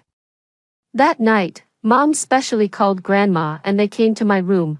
They took turns trying to brainwash me. Mom said, Esme, you're already a grown girl. Mom knows that you study well and are sensible, so Mom hopes that you can stay in the county to go to high school. In this way, you can come home after school and help Mom take care of your younger brother. Grandma chimed in, yeah, Esme, your mom has been working so hard. If it weren't for you, your mom wouldn't have to work so hard to earn that little money. Now that I'm getting older, it's very tiring for me to take care of your younger brother. Your parents are divorced. When you get married in the future, the only one you can count on is your younger brother. I interrupted Grandma's words. You keep saying that you're working hard, but it's all for Dean, not for me, also. Dean's legs are disabled. I study well, as long as I study hard, get into a good university, and get a good job after graduation. Tell me, who should count on whom? After these words, Grandma and Mom fell silent at the same time. I guessed that they should now know who was more valuable. 7. After that conversation, Mom and Grandma's attitude towards me changed. While they were nicer to me than before, my younger brother was still the first in their hearts, but it didn't matter. The most important thing was that Mom allowed me to go to the Municipal Key High School as I wished. After I started high school, I lived on campus and only went home once a month. I received my living expenses on time, and Mom would call me to show false concern from time to time. She even took good care of the 3 golden retrievers. I accepted all of this, until one time when I went home. I went to the living room to get some water at night and heard the conversation between Mom and my younger brother. The door was slightly ajar, and Mom walked into my younger brother's room with a plate. My younger brother was playing games and hardly looked up. Mom leaned in to please him and said with a smile and a low voice, "Eat quickly, these are the braised chicken legs specially made for you. Your sister doesn't have any." My younger brother pursed his lips and finally showed a smile. "Mom, I'm disabled, you still love me." Mom kissed him on the face and said, "Of course, no matter what you become, you're Mom's most beloved baby. What about my sister? You're so nice to her." Mom said again, "Your sister, silly son, Mom is being nice to her for you. After she graduates and finds a good job, won't the money she earns be used to find you a wife?" Mom is secretly saving money. Tell Mom what you want to eat and what you want to play, no matter how hard and tired Mom is. It's all worth it for you, I sneered. My heart felt even more desolate. In my previous life, I was disabled and at home, and everyone despised me, especially my mother. She always regarded me as a burden, and several times, she left me at my father's place. But my father had already formed a new family and didn't care about whether I lived or died at all. One memory that's deeply ingrained in my mind was in the winter when I was 16. My mother disliked that I dropped a grain of rice while eating. She suddenly went crazy, slapped me dozens of times, and finally, pushed my wheelchair and left me downstairs at my father's house. It was very cold. I was wearing an old and thin down jacket that she didn't want, below my waist. I was only wearing a pair of thin pants. At that time, it was snowing heavily. The snow piled up thick on me. I was shivering. I begged my mother not to abandon me and cried out for my father to let me in and take shelter, but neither of them showed up, and I almost froze to death. In the end, someone in the community saw me and called the police for me. The police contacted my mother and told her that if she did such a thing again, she would be punished for the crime of abandonment and would go to jail. My mother took me back and angrily slapped me a few more times, and then told me her true feelings. "When I divorced your father, I thought that bringing you over would mean you could help out. Who knew you'd be such a burden? You're in this state. What's the point of still living? Why don't you just die?" Sure enough, love is love, and lack of love is lack of love. After hearing all this, I didn't say anything. I just silently remembered it in my heart. I knew that my efforts would pay off one day. 8. Soon, I successfully entered a key university. Because I had a balanced diet and often ran for exercise, I was healthy and strong. Unlike in my previous life when I had muscle atrophy and was thin and small, now I was even half a head taller than my mother. When I was a sophomore, in a good mood, I bought a mina. Whenever I was tired from studying or after finishing my part-time job, I taught it to speak. During the summer vacation, I even took the little mina home, saying it was to relieve my younger brother's boredom. When my younger brother saw the beautiful mina, he happily said, "Even though you're a burden who can't earn money, at least you have some sense of self-awareness and know how to please the only man in the family." I smiled but didn't say anything. Instead, I hung the mina above his head, perhaps seeing that I was beautiful and graceful. My younger brother's eyes turned gloomy when he looked at me. He pursed his lips and said coldly, "So what if you're good looking and in university, in the end? You'll still earn money for my wife." Before I could retort, the mina hanging above my head suddenly said, "You cripple, hey, you cripple." The mina was very talkative, and once it started talking, it couldn't stop. Unfortunately, since I bought it, I had only taught it this sentence. I laughed so hard that I bent over. My younger brother's face turned from white to green, and he was instantly broken down. Finally, he roared, "Esme, did you do it on purpose? You must have done it on purpose." Using this mina to anger me, "Mom, Grandma, look at this burden who can't earn money." My younger brother's shouting quickly caught the attention of my mother and grandma. My mother rushed in first, but when she heard the little mina still shouting, "Cripple," she immediately started scolding me. "Esme, what do you mean? Your younger brother is already pitiful with his broken legs. You even bought a dead bird to laugh at him." Grandma even rushed up and wanted to take down the mina I had hung up and throw it out. Unfortunately, at 5 meters tall, even if she jumped, she couldn't reach it. Instead, I pushed Grandma, who wanted to hit me, away fiercely and said coldly, "It's just a bird. Why are you so defensive? And it's not wrong. Should it call him long-legged instead of cripple? I'm a student at a key university now. You all have to count on me. Besides, I'm under a lot of study pressure. What else can I do but find some fun?" My mother was so angry that she trembled all over. Since she couldn't beat me, she could only scold me. "Don't you have any conscience? He's your own younger brother." I laughed loudly. "You said it, my conscience was eaten by a dog, so don't count on me from now on." That night, my mother didn't call me for dinner, but when I smelled the fragrance of the food, I went out to eat by myself. My mother threw down her chopsticks and said, "I didn't cook for you." I unceremoniously picked a plate of my favorite food and put it in my bowl, making them even angrier. In the following days, I continued to stay at home, with everything served to me. I also took the mina to Dean's room from time to time. No one could do anything to me. 9. That night, I heard my mother and Grandma whispering in the room. Grandma said, "Let her continue. She's like a grasshopper after autumn. She won't be able to jump for a few more days, when she goes to school. Don't give her the living expenses. When she realizes her mistake, she'll beg you to transfer money to her. By the way, sell those dead dogs. They eat more than people every day." I once begged, but it was in my previous life. At that time, even though I was depressed, in order to prevent my little golden retriever from being tortured after my death, I still struggled to live. But they went on a trip during the National Day and left me alone at home. I had no legs and was inconvenient to move. There was only enough food at home to last for 2 days. Even the water was cut off. During that time, I called them, but both my father and mother refused to answer. After the food ran out, I didn't know who to ask for help. When I and the 3 golden retrievers were so hungry that we were weak, my mother posted photos of the 3 of them on a trip in the moments and captioned it, "The greatest happiness in my life is having my beloved baby by my side," when I was extremely hungry. I could only take the 3 golden retrievers and climb down the stairs to look for food in the garbage.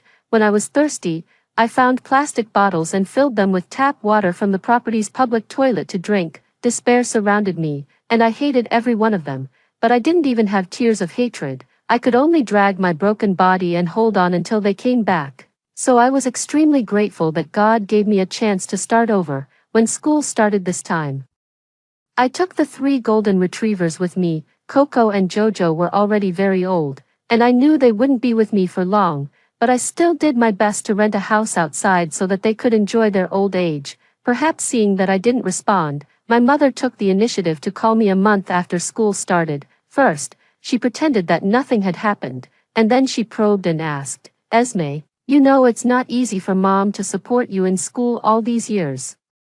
Don't forget Mom's efforts for you. You'll graduate soon. Mom is thinking that when you start working and get your salary, you can give it to Mom, and then Mom can enjoy a good life." I stopped pretending and smiled and asked back, "Mom, I haven't graduated yet, and you're already eyeing my salary after I start working. Stop pretending. You supported me to go to university just so you can suck my blood and make me support you in the future. Have you forgotten what you said before?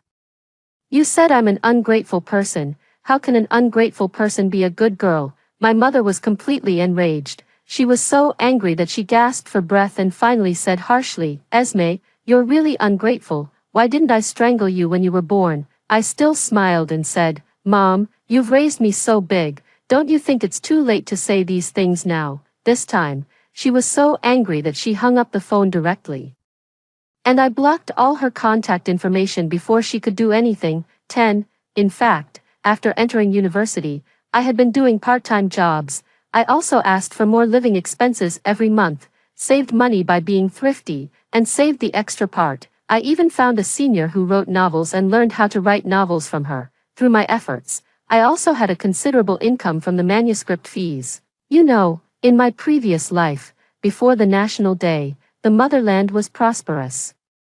And the new actions shocked the world and became the most brilliant existence. At that time, the stock market also started to soar a few days before the National Day, especially one stock was like a dark horse, and everyone who invested in it made money, and I didn't miss this opportunity. I used all the money I saved in the past 2 years to buy the stock that would soar in my previous life for short-term investment and made a profit, so cutting off the living expenses didn't matter to me at all. Throughout the semester, my mother didn't give me any more living expenses, and I lived the life I had always dreamed of. I went to work during the day and wrote and played with the dogs at night. The winter and summer vacations were even more pleasant. Unfortunately, the peaceful life was always broken by someone. Soon, my mother asked relatives to inquire about my current situation. The person who came sent a WeChat message asking how I was doing at school and how I was getting by since my mother didn't give me living expenses. I deliberately pretended to be poor and said that I didn't have money and couldn't even afford to eat. I could only go to the cafeteria and shamelessly drink some free soup and water every day. The person told my mother about my situation. Soon, the relative sent me a screenshot of the conversation between my mother and her. When my mother learned that I was living a miserable life, she said triumphantly that I was an ungrateful person and deserved it. Until a semester later, my mother called and finally found out that I had blocked all her contact information. She panicked and asked relatives to tell me that as long as I admitted my mistake, she would transfer money to me. I smiled and told the relative, "No need, I was lying to her before. In fact, I have enough to eat and drink and I'm very happy." My mother was really angry. She lost her temper with the relative and finally, in a fit of rage, spoke ill of me. I also learned from the relative that my mother spread rumors about me. She told the people around her that I blocked her and she couldn't contact me, but I was living a good life without worrying about food and drink. She also said that I was good looking and since she didn't give me living expenses but I could live comfortably, I must be kept by someone, otherwise. Where did I get so much food and drink? After all, many girls in university became mistresses. This time, I just smiled it off. I also blocked the relatives' contact information. 11. The year that I sent Coco and Jojo away, I successfully graduated from university. They left peacefully, leaving their child Declan by my side. I moved out of the place where I used to live and successfully applied for a job as a screenwriter in a big company, after creating several bestsellers. I bought a small apartment with all my savings and even got a driver's license and bought a car. I went to work and created during the weekdays and took Declan to the suburbs to enjoy the scenery on weekends. In the past few years, I also heard some news about my mother and father. I heard that my father wasn't doing well. He was old and was laid off by the company. He couldn't find a new job either. He used all his savings and borrowed money to buy an electric car and started running Didi. But he found that the platform took a large commission and the competition was fierce, so he couldn't earn much money. His stepmother disliked that he had no money and was useless. They had a big quarrel and she wanted a divorce. He was in constant turmoil. Later, my father had no choice but to get a divorce, even to fight for the custody of the children. He left the house with nothing. Unfortunately, after the divorce, he found that the 2 children he had fought so hard to raise weren't his biological children. In a fit of anger, he abandoned the 2 children and lost both his money and the children. At this time, he remembered how good my mother was and went to her to ask for a reconciliation, and my mother actually agreed. However, birds of a feather flocked together. The 2 of them didn't get along well, even after they remarried. They quarreled a lot, big quarrels every 3 days and small quarrels every 2 days. The 2 of them had no money and the resentment grew, so not long after, the 2 of them, who had remarried, came up with an idea and set their sights on me again. Unfortunately, neither my father nor my mother, nor any of the relatives knew where I was, until finally, they started threatening me and spreading the news everywhere that if I didn't go home, they would call the police and say that I was dead and cancel my household registration. When I heard this news, I was amused. Their ignorance was really ridiculous. My household registration had already been moved away when I was in university, and even if the household registration was to be cancelled because of my death, it had to go through the formal legal process. So, in the face of their useless shouting, I just chose to ignore them. In fact, the reason I paid attention to their news wasn't that I wanted to know whether they were doing well or not, but that I was waiting for an opportunity that would allow me to offset all the resentment from my previous life. 12. In fact, after I died, my soul lingered in the human world for a while. When my mother saw my body, she pretended to wipe her tears in front of everyone and cried loudly. But behind everyone's back, she cursed me. She asked me why I didn't die far away and had to die downstairs. She said, "You knew that this house was going to be sold to buy a wedding house for your younger brother, right? That's why you deliberately jumped off the building to disgust us and make this house unable to be sold. You didn't even die far away. You were a burden when you were alive, and now you're still despised even after death." She even planned to dig a hole in the suburbs and bury me directly. But because it was not allowed by law, she could only take me back to our hometown. Even so, they buried me hastily, but they were very attentive. They found a very famous old Taoist priest to perform a ritual, trying to trap my soul underground and prevent me from being reincarnated. After learning all this, I kowtowed and begged the old Taoist priest for mercy and told him everything I had experienced. The old Taoist priest sympathized with me. Instead of making me unable to be reincarnated as my mother wanted, he opened the door of life for me and let me have a chance to start over. I still remember the scene at that time. After the old Taoist priest chanted the incantation, he silently added, "She's also a poor soul. I'm willing to trade 20 years of my life to give her a chance." Then a golden light wrapped around me and sent me back to the day when the earthquake happened. Before that, something else happened. A few days after I died, there was another earthquake in my hometown. That earthquake wasn't very strong. I don't know if it was because the house wasn't sturdy or if it was retribution, but while the entire village remained unharmed, only our building was reduced to pieces. Unfortunately, they weren't at home that time, otherwise, so, that earthquake was exactly the opportunity one had been waiting for. As the day I'd been anticipating drew near, I dialed my mother's cell phone number, 13. When she heard it was me on the other end of the line, my mother sneered, "I thought you were dead. You still remember to call your mother." As my mother cursed at me, my father's voice also reached my ears. "Whose call is it?" my mother said impatiently. "Who else could it be? Isn't it that ungrateful wretch?" My father quickly snatched the phone away and scolded my mother. "What ungrateful wretch? That's our dear daughter." I smiled and continued to listen to their act. Sure enough, after my father grabbed the phone, he started criticizing my mother. "Esme, how have you been all these years? Don't mind your mother's harsh words. In fact, she's talked about you a lot these years. She's all bark and no bite. She's long regretted quarreling with you. Your father also regrets divorcing your mother. Otherwise, your younger brother wouldn't be disabled, and you wouldn't have cut off ties with the family. It's all my fault." At the end, my father even pretended to choke up. Since he started acting, of course I couldn't be left behind. After irritating my eyes with an onion and pinching my thigh, I choked up and said, "Actually, I regret it too, especially when I see other classmates spending holidays with their families while I'm all alone. Dad, please tell Mom I'm sorry. I know I was wrong." My father agreed and excitedly said to my mother, "Did you hear that? Our daughter is apologizing to you. Both children are equally dear. They both came from your womb. I think you two should make up today." Hearing this, my mother hesitated for a moment before agreeing to take the phone. I asked her to put it on speaker and then told them my plan.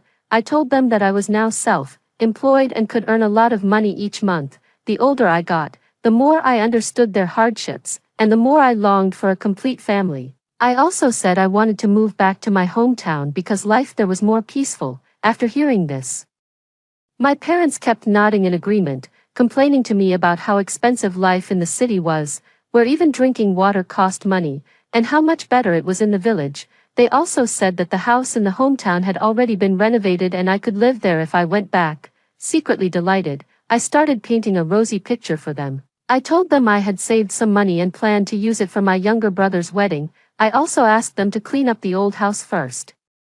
I would order a new set of furniture online, replace all the old things, and told them to return the rented house in the city and move back to the hometown first. Then we could hold the wedding there. This way, it would not only be convenient to hold the wedding but also easier for matchmakers to introduce suitable partners.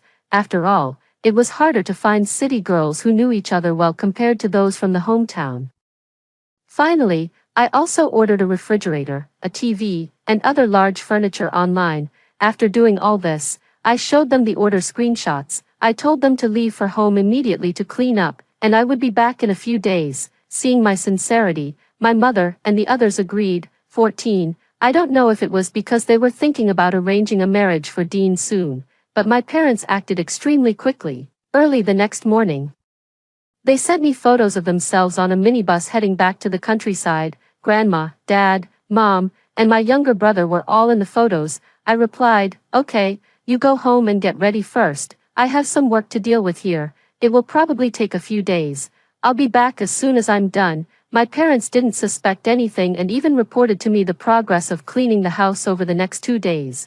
On the third day, my father remembered the furniture I bought and messaged me asking why it hadn't arrived yet. In fact, right after taking the order screenshots, I immediately requested a refund. The so-called furniture would never be delivered to the house, so I told him that since our home was in the countryside and the items were large, it was inconvenient for delivery. Besides, I checked and it would only arrive the next day. Although my father felt a bit reassured, he still wasn't completely at ease.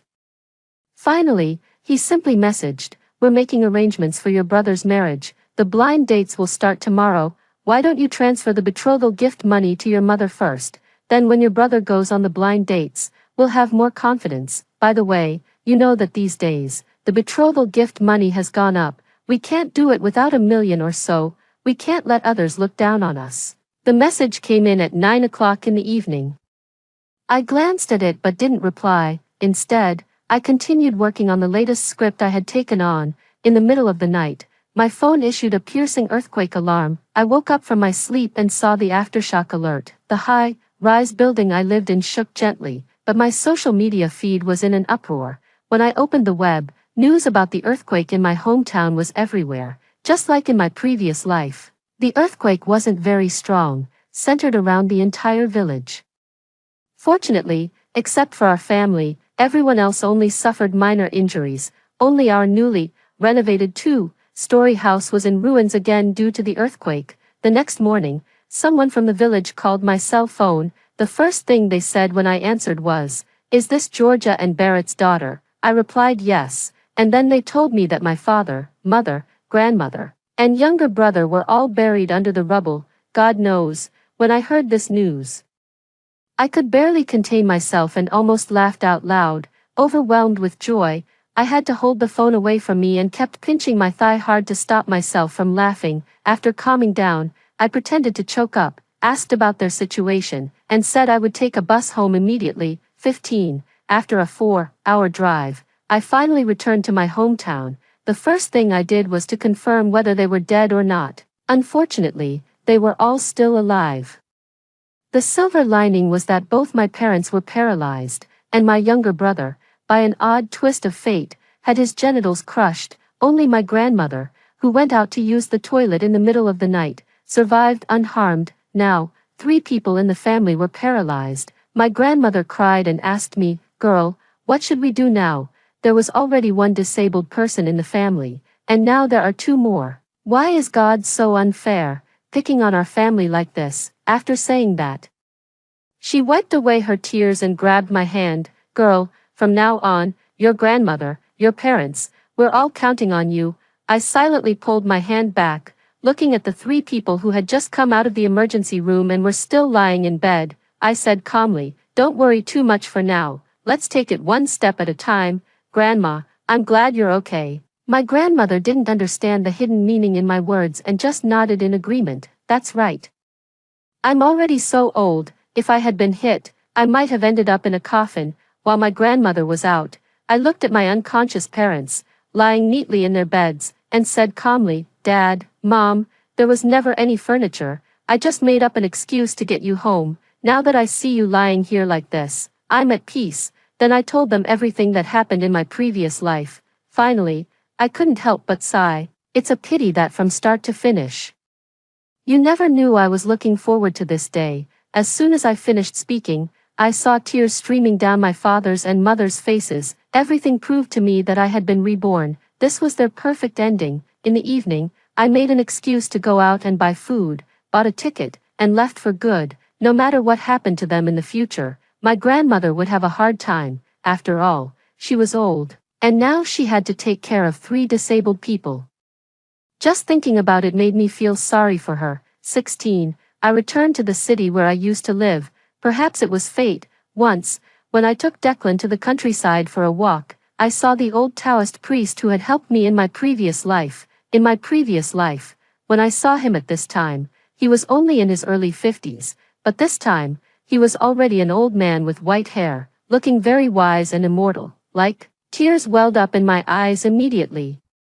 I walked up to him and kowtowed 3 times and bowed 9 times. The Taoist priest looked at me, speechless for a long time.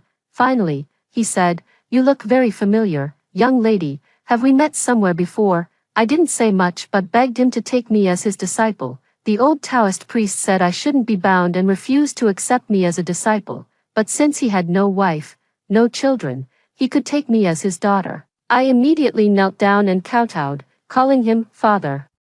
After that, I continued to live in the city and create. On weekends, I would take Declan to the Taoist temple on the mountain, where I would tell my adoptive father about what I had seen and heard and other interesting things. I knew that a kind person like my adoptive father would live a long, long life, and I, having embraced a bright future, would also accompany him with Declan for a long time. Story 2. After being attacked by zombies.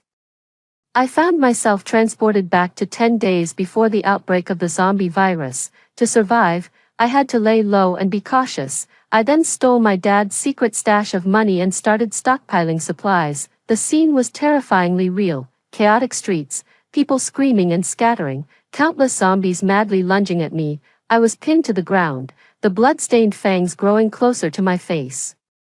Just before I lost consciousness, I could hear the sound of bones being crushed. I thought I was a goner, but then, a jarring ringtone from a cell phone suddenly woke me. Still enveloped by the terror of death, I quickly opened my eyes, jumped out of bed, grabbed a fruit knife from the nightstand, and cautiously surveyed my surroundings. Then, I was shocked. I found myself in a small, cozy 10-square-meter room. My desk was cluttered with homework I hadn't finished the night before, reminding me that I had returned to the world before the virus outbreak. How did I get back home? Ugh, my head hurts so much. Holding my throbbing forehead, I collapsed on the bed, recalling the events that led up to the zombie bite. My name is Lillian, a typical recent graduate who failed last year's college entrance exam and was sent to a cram school by my dad. But not long after I started the repeat year, the zombie virus broke out. Within 2 days, the city had completely fallen, and zombies were everywhere. I had been wandering outside for a year,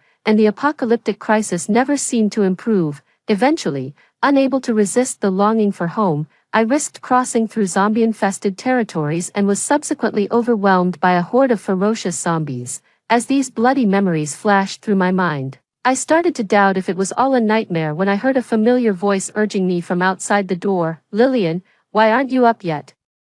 Breakfast is ready." It was my mom's voice. I was thrilled, pushed open the door, and saw my mom and sister busy preparing breakfast for the family around the stove. It was a warm and happy scene. My dad was lounging on the sofa reading the newspaper. Seeing me, he stood up and said, "Lillian, it's okay that you didn't pass the college entrance exam. The most important thing is not to give up hope. I've enrolled you in several more cram schools.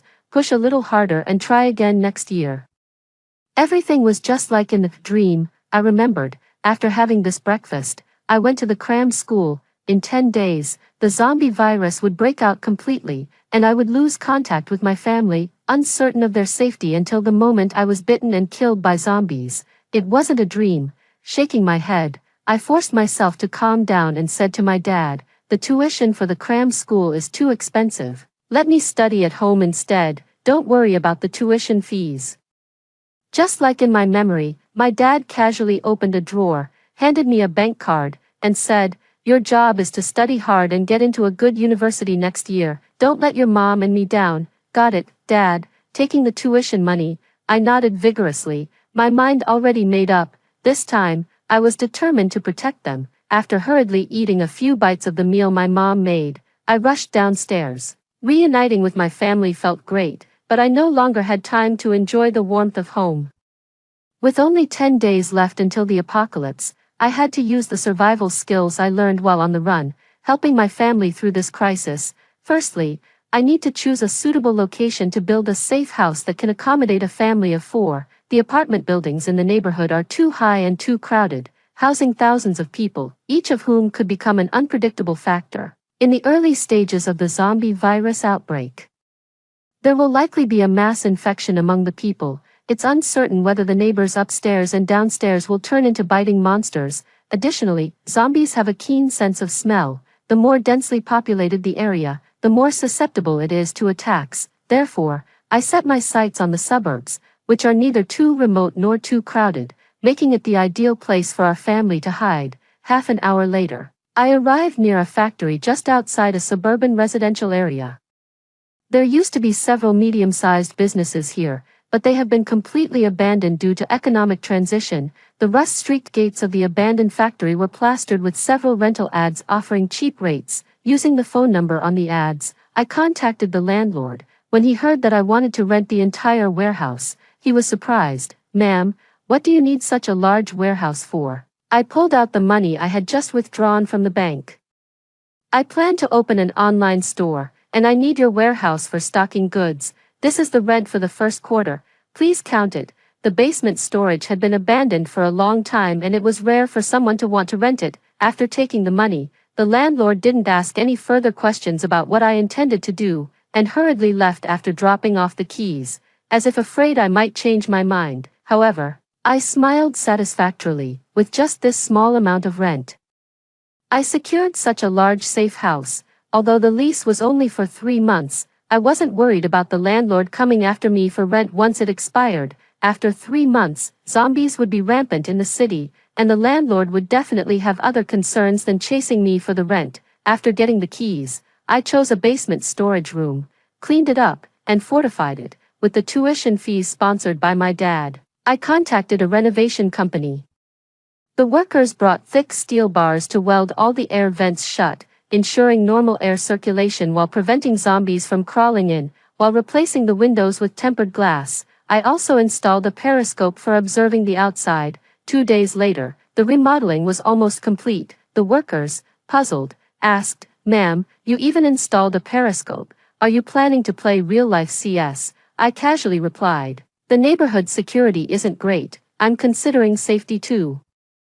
In addition to the periscope, I also bought a 60% new drone through a second-hand platform online. It wasn't cheap, and in just 2 days, the tuition fees from my dad were all spent. Fortunately, the safe house modifications were largely complete. The next thing to consider was quickly figuring out a way to raise money and stock up on enough supplies.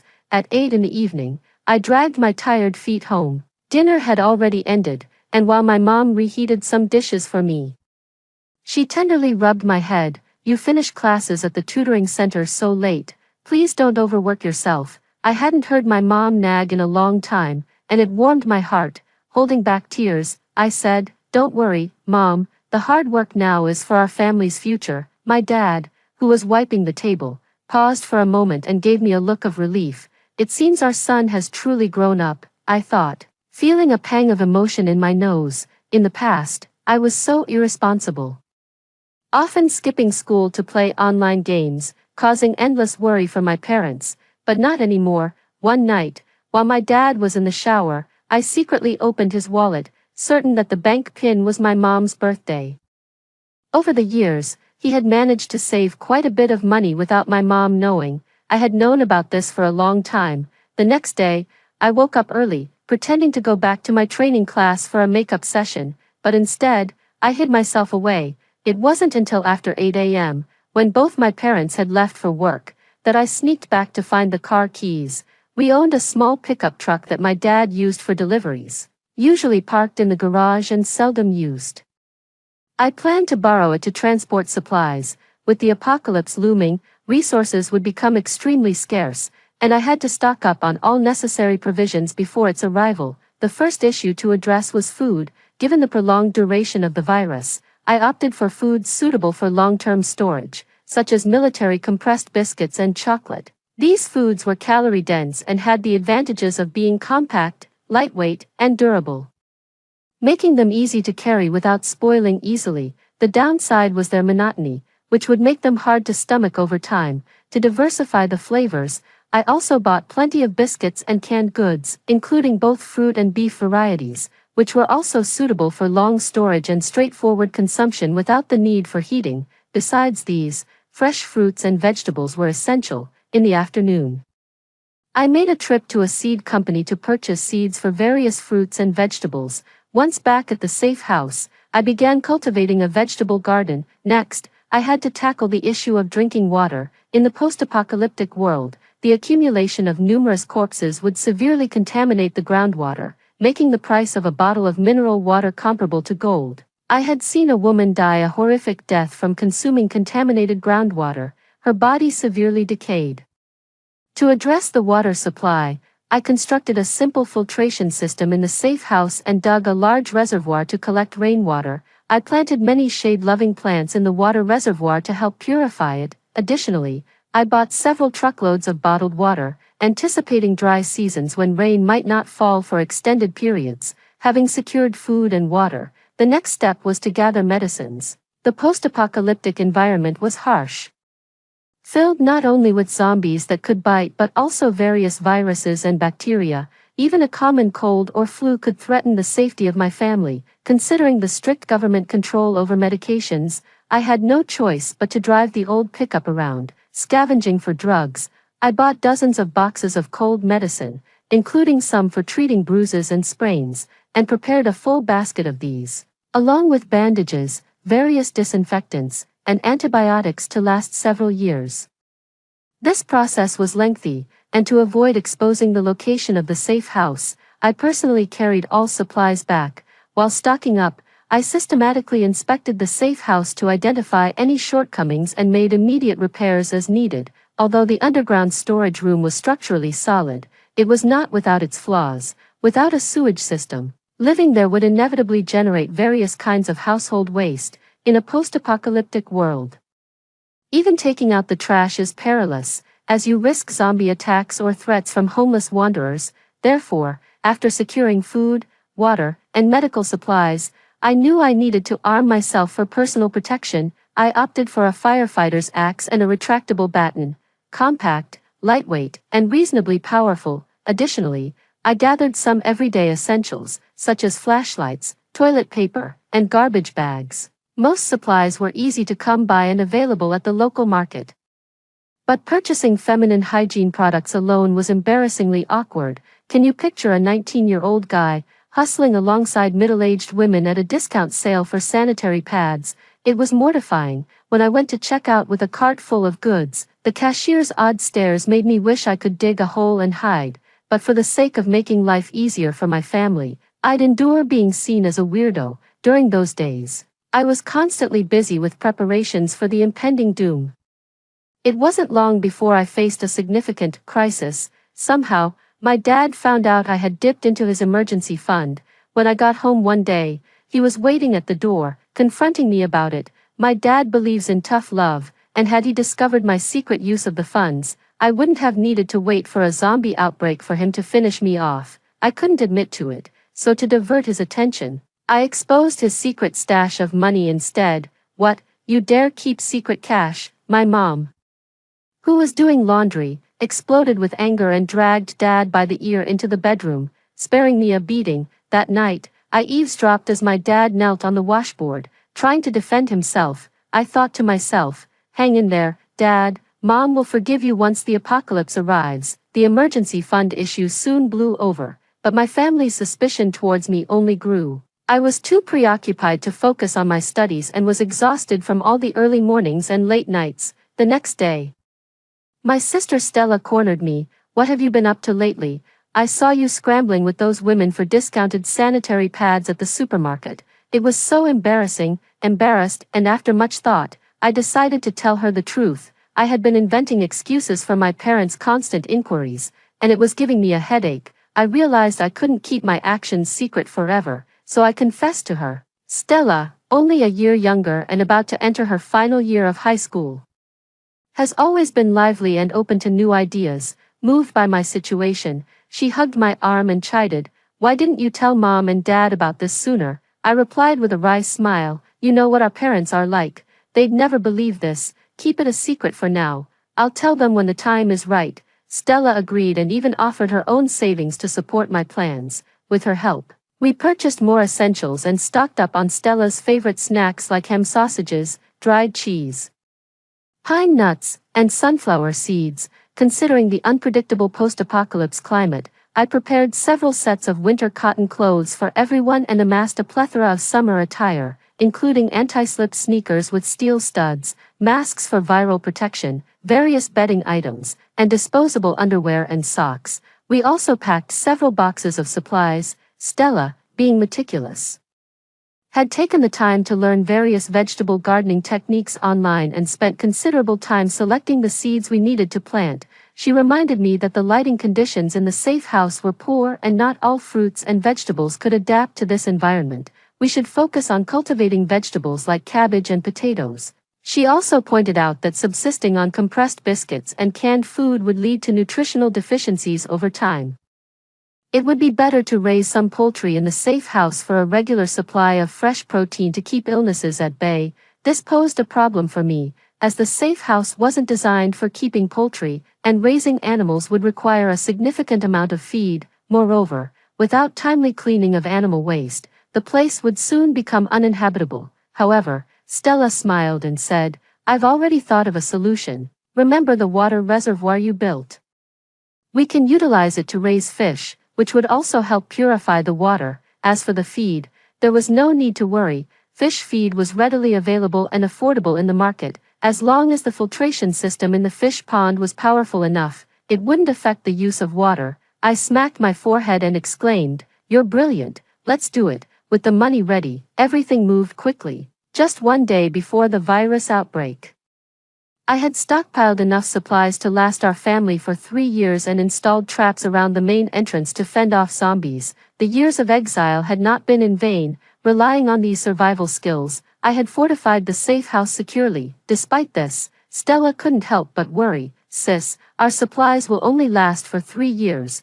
What will we do after that?" I patted her little head and reassured her. Based on past experiences, the government would immediately invest in vaccine research and production after the outbreak. Given our country's capabilities, 3 years should be sufficient to develop an effective cure. If we could last these 3 years, I was confident that order would be restored to the human world. After moving everything, it was almost dark. Stella looked at her phone and said, "Let's go home, it's getting late, and Mom and Dad will be worried." I shook my head. "Let's not go back tonight. Let's get used to life here first. If anything is lacking, we can still make improvements early on." Stella hesitated. "Aren't you worried about Mom and Dad?" I grinned mischievously. "It's good if they worry, otherwise, how can I trick them into coming here?" Our parents were quite conservative and wouldn't accept such an absurd reality. If I told them the truth outright, they would not only disbelieve me but might also subject me to a merciless intervention, potentially leaving me crippled. The only solution was to make Stella and myself disappear. Once panicked, they would follow the clues I had left at home and find their way to the safe house. I ruefully told Stella, "Once Mom and Dad find us, I'll figure out a way to hold them here. You'll lock the main door from inside. Once the zombie virus breaks out outside." They were too preoccupied to beat me up, I thought. Events unfolded just as I had anticipated. On the day the virus broke out, the sky was exceptionally gloomy. Birds flew in flocks over the safe house, and even stray cats and dogs barked restlessly. I was crouched down, inspecting the filtration system in the safe house, when suddenly I heard the main door being kicked open. Turning around, I saw my parents, their faces livid with anger, storming in. I quickly signaled to Stella to close the back door while I hurriedly got up to meet them. before I could utter the explanation I had rehearsed. My dad roared, "You little rascal, rebelling, are you?" And kicked me. I stumbled, and with a mix of tears and laughter, tried to explain the situation to my dad, who was too enraged to listen and slapped me several times, leaving me dizzy. Seeing the situation turning bad, Stella quickly shut the door and then tried to stop my dad, saying, "Dad, my sister and I didn't mean to hide this from you. Listen, the zombie virus is about to break out. She did this to save our family." What? Both my parents froze, gripping Stella's hand. Demanding to know what was going on, I took the opportunity to get up, rubbing my swollen cheek, reflecting on how heavy the word, fatherly love, truly weighed. My dad, still skeptical, pulled Stella aside and hesitantly approached me. "Son, is all of this true?" Tired of explaining, I pulled out my phone and opened a live news broadcast. On the screen, the news anchor, reading from a cliched script, was emphasizing the supposed stability within the country compared to the chaos abroad. Suddenly, a staff member rushed into the studio, handing the anchor a note. The anchor's face changed immediately. "We interrupt this program with urgent news. A highly infectious virus has been reported in our city, with numerous citizens already infected. The government urges everyone to stay at home and avoid getting infected." As we were all intently watching the news, numerous cries of alarm could be heard outside the safe house. I quickly looked through the periscope and saw blood-covered individuals running from the suburban areas, followed by others with hunched postures. These were no longer people, despite wearing regular clothes. Their torsos were covered with grotesque wounds oozing dark fluid, and their skin displayed an unnatural bluish-black hue. The most terrifying aspect was their teeth, sharp like those of a shark, certainly not human. Their movements were twisted and eerie, yet their speed was alarming. Quickly catching up to their targets, soon, the person in front was tackled down, and the street echoed with his agonizing screams. I stepped aside to let my dad look through the periscope. There was no need for visuals. The terrifying screams from outside the vent were enough evidence. After a while, quiet returned outside. Both my parents, pale-faced, slumped on the sofa, murmuring, "It's true, such outrageous things really happened." I comforted my dad, "Don't worry.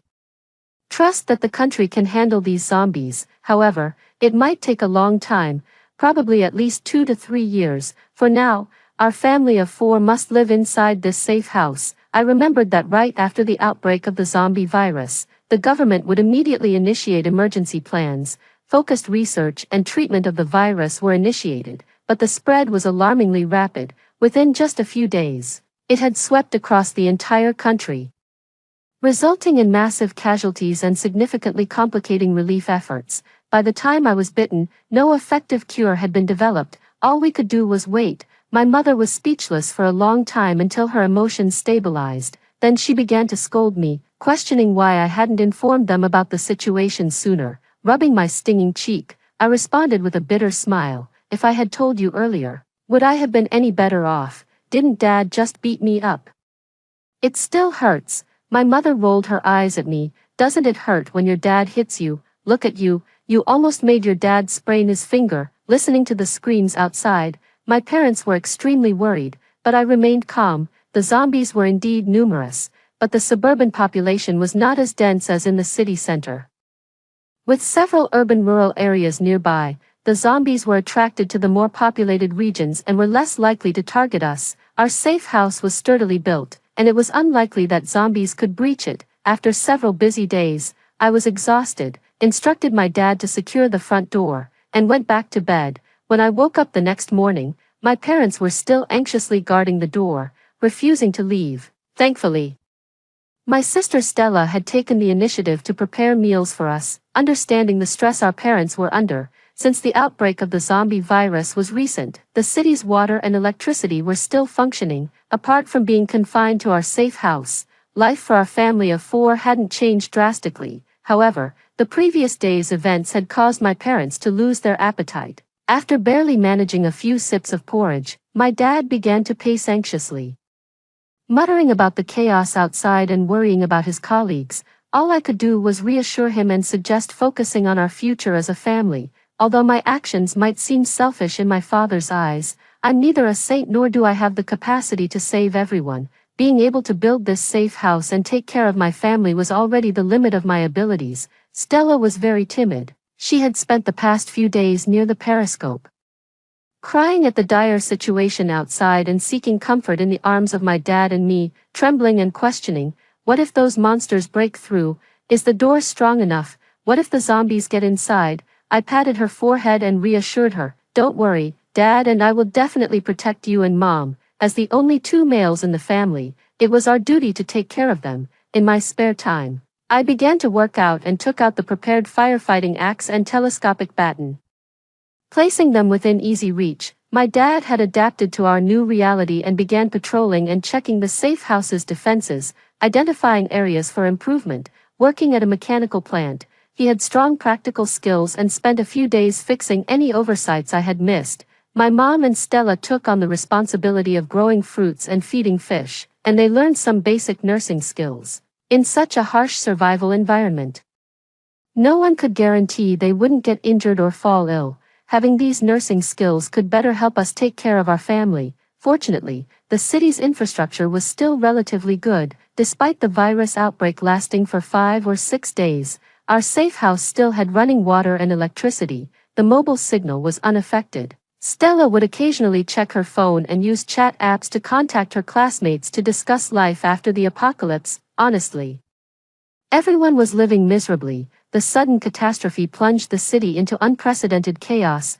All factories had shut down, and zombies could be seen everywhere on the streets, completely paralyzing traffic. Initially, some people placed their hopes on the government, but I knew the disaster was too widespread. Even national-level rescue efforts couldn't keep up with the pace at which the disaster was spreading. Outside, the transportation had completely collapsed, making it impossible for rescue supplies to reach those in need. Many people, while searching for supplies, were surrounded and attacked by zombies. Those who survived often fought each other over food. It was indescribably tragic. By comparison, our family was practically living in paradise, without any disruption to electricity or water. Mom even showcased her cooking skills by preparing a pot of braised fish, the aroma of which had both Dad and me drooling. However, after eating our fill, I reminded Mom not to use open flames for cooking anymore. Her cooking skills were indeed exceptional, but the smell of food could easily drift out through the vent and attract other survivors.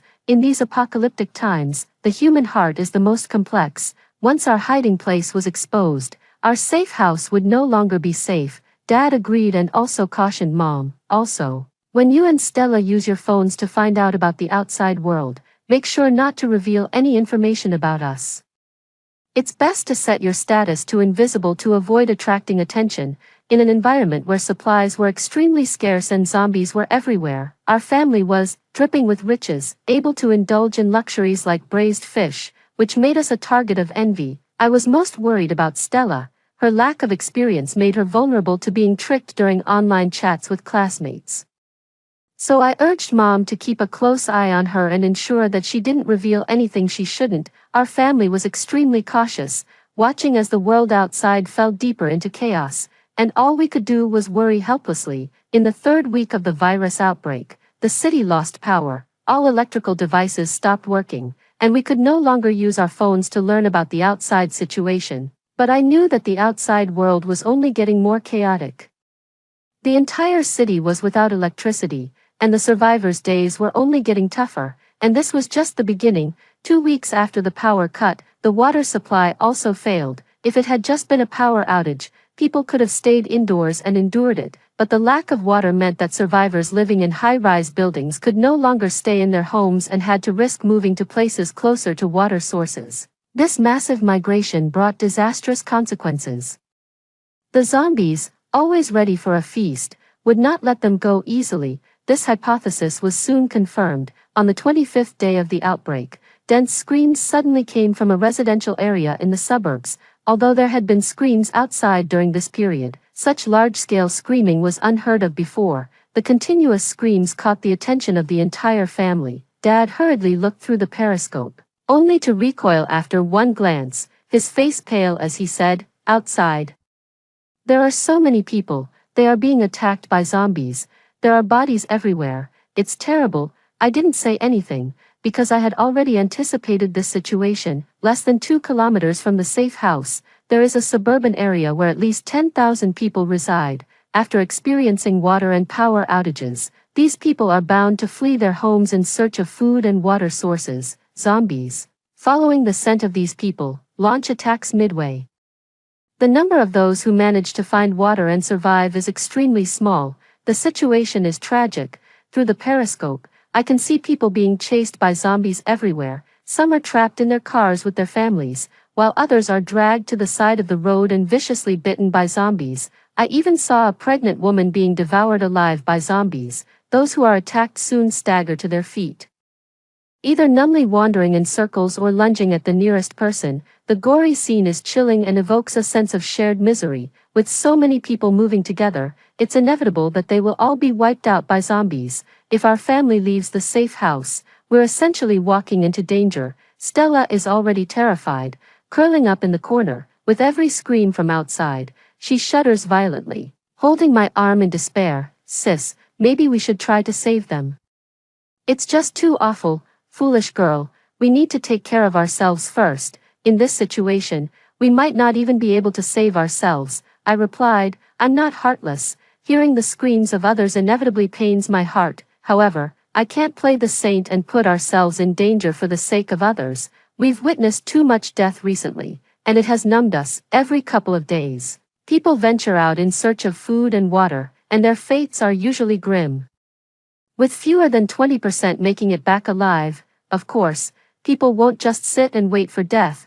Many choose to flee with their families, but their fates are equally tragic. One day, while I was watering the potatoes, I suddenly heard my sister's cry of alarm and rushed to check on her. I saw a group of 7 people, both men and women, all young, wearing sunglasses and masks, wrapped up tightly, running towards the parking lot of the residential area.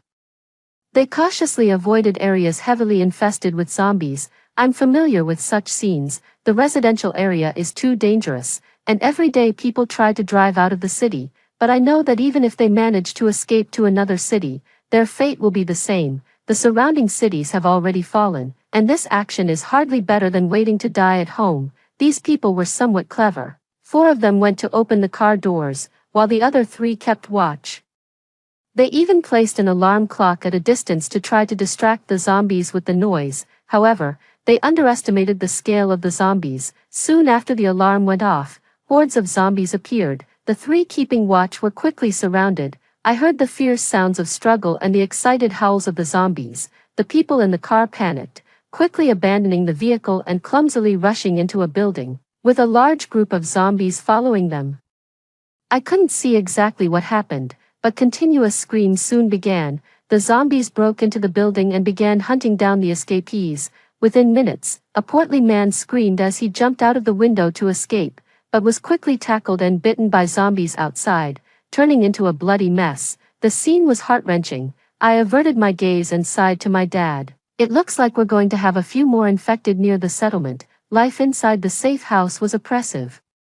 Not only did we have to guard against the threat of zombies, but we also had to endure the constant barrage of gruesome death scenes. Honestly, it was tough on the spirit. The only solace was the plants we had previously planted in the cultivation room, which had begun to take root and sprout. These tender plants seemed to represent the miracle of new life, bringing us a bit of comfort for the soul. At lunch, Mom made an extra dish to celebrate these sprouting lives. After eating, Dad and I went to the vegetable garden to carefully water them, but before we finished watering, I heard the roaring sound of car engines outside, followed by a broadcast. "Citizens, we are rescue team members. The nation has not abandoned everyone. Please, upon hearing this broadcast, quickly bring food and water and gather at the square. We will lead everyone out of this city to a place free from the virus and zombies to start a new life." The broadcast repeated several times, mainly focusing on the outskirts where the city meets the countryside.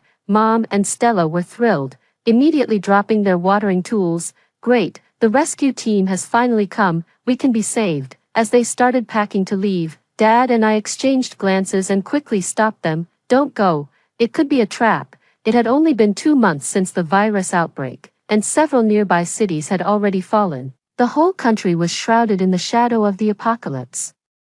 It was too soon for a rescue team to arrive. In my previous life, I had waited nearly half a year without seeing any large-scale rescue. Logic told me that this rescue team outside was a hoax. Mom, startled, questioned how it could be possible. If these people weren't from a rescue team, why would they broadcast to lure us out? Most likely to steal supplies, I guessed. I immediately grabbed the periscope, adjusted the angle, and looked in the direction of the broadcast. Sure enough, what arrived were not rescue vehicles but a hodgepodge of private cars. These people parked on the roadside and used the broadcast to lure unsuspecting survivors, demanding those with food and water leave their supplies behind. Those who came for help without anything were violently driven away. Some people who couldn't stand it and confronted these rescue teams were immediately beaten up. They were nothing but a gang of bandits. Thank goodness we didn't go out just now, or the consequences would have been unimaginable, I said. Mom also saw everything through the periscope, her face turning pale as she collapsed onto the couch. Stella cried helplessly, "These people are so cruel. How can they do this? Everyone is already living so miserably, and they even want to take away the little food we have left. It's utterly inhumane." I gave a wry smile. Perhaps this is human nature. The apocalypse truly tests humanity in such extreme conditions. The bloody reality gradually surfaces. Many refugees, under these circumstances, spontaneously band together, forming bands that roam around looting and killing. At night, when the zombies are most active, members of the gang find a place to hide and wait for dawn. During the day, when the sunlight is strongest and the zombies are least active, they sneak into residential areas to carry out their looting plans. Fortunately, not everyone is foolish, having witnessed the gang's actions. The surviving residents refuse to show themselves. The vehicles parked outside for a long time don't manage to gather much in the way of supplies. The gang leader then changes tactics, shockingly decides to go door to door, armed with weapons, forcing the vulnerable, like widows and orphans, to hand over their food. My father, enraged by what he sees, says, "Lillian, we can't just watch this happen. These people keep roaming around nearby, and they're a threat to us. It would be disastrous if they found this safe house." I hesitate and ask my father what he plans to do. He can't think of anything immediately. Frustrated, he keeps pinching his thigh. My mother quickly tries to calm him down, arguing that it's better to let it go since they outnumber us, look menacing, and are heavily armed. We simply can't provoke them. While my parents are caught up arguing, I, peering through the periscope, spot several zombies wandering aimlessly like headless flies. An idea suddenly strikes me. I approach my father and suggest that we could use the zombies to drive away these troublemakers. My father, puzzled, asks how I plan to do that, looking at the fish swimming in the water tank. A bold plan forms in my mind. Zombies have an acute sense of smell and hearing, especially sensitive to anything with a fishy scent. The robbers don't dare to be too reckless. They cover themselves up tightly to prevent any scent from leaking and attracting a zombie assault. We could use scent to lure the zombies to them. Around 5 in the afternoon, when the sun is setting and the zombies begin to stir from cool places, my father and I decide to act. If the plan is executed correctly, it would be a one-way trip for the gang. We finally put to use an expensive drone we had bought earlier. After a simple dinner, I carefully release the drone through the ventilating window. My mother and Stella catch a large live carp, and my father is tasked with killing it, deliberately smearing the blood and guts all over the drone. He even hangs the smelliest parts of the guts on the drone using a rope. After checking everything one last time, I position myself under the periscope, observing the outside while controlling the drone, loaded with fresh fish guts, to hover over the street outside. The drone's remote control range is 3 kilometers, just enough to attract the zombies to their target. As expected, the mindless zombies quickly fall for it. The fish itself carries a natural fishy smell, and with the drone smeared in fish blood, it proves fatally enticing to the zombies. All the zombies gather around the drone, making excited, growling noises. However, as the drone flies high, the zombies can't reach it. Despite their jumping, they clumsily follow it, and soon reach near the square where the gang members are still scavenging for food. Caught off guard by the swift arrival of the zombies, the gang members realize too late what's happening. The drone hovers directly above them, the smell of blood emanating from it enough to drive the zombies into a frenzy, who rush to encircle the square. Initially, the zombies are only interested in my drone. But soon they find a more intriguing target.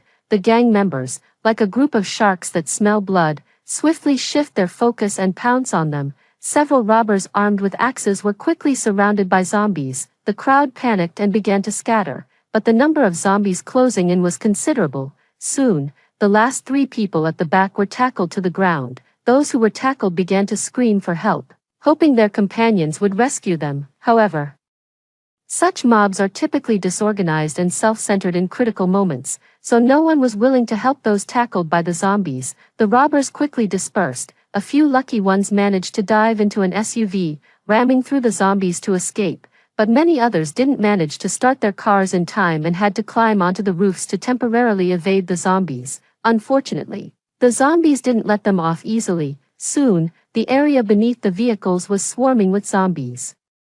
Some people were grabbed by their legs and dragged under, while more zombies climbed up the doors. The horrifying screams soon filled the street. I crouched in the safe house, my face grim. Although the robbers were driven away, the number and hunting capability of the zombies sent chills down our spines. The number of zombies in the area was increasing, quickly turning it into a zombie land. My dad sighed repeatedly, patted my shoulder, and suggested I retrieve the drone first. I carefully controlled the drone back. After retrieving it, I made an unexpected discovery. Following behind my drone was another unfamiliar drone, with a blood-stained cloth hanging from its wing, scribbled with hasty handwriting. "You must be the survivors living under the storage room. I'm the owner of Unit 603 in Nanhua Community. Do you have any medical supplies? My wife has a fever. Please help us." Seeing the message on the cloth made me nervous since it exposed the location of our safe house, which could be highly disadvantageous for my family. My dad analyzed. "Nanhua Community is near the plaza, less than 2 kilometers from our safe house. Probably the owner of that apartment saw you operating the drone and hastily wrote this plea for help, sending it with our drone." My mom and Stella, kind-hearted as they are, urged me to help this family. I hesitated.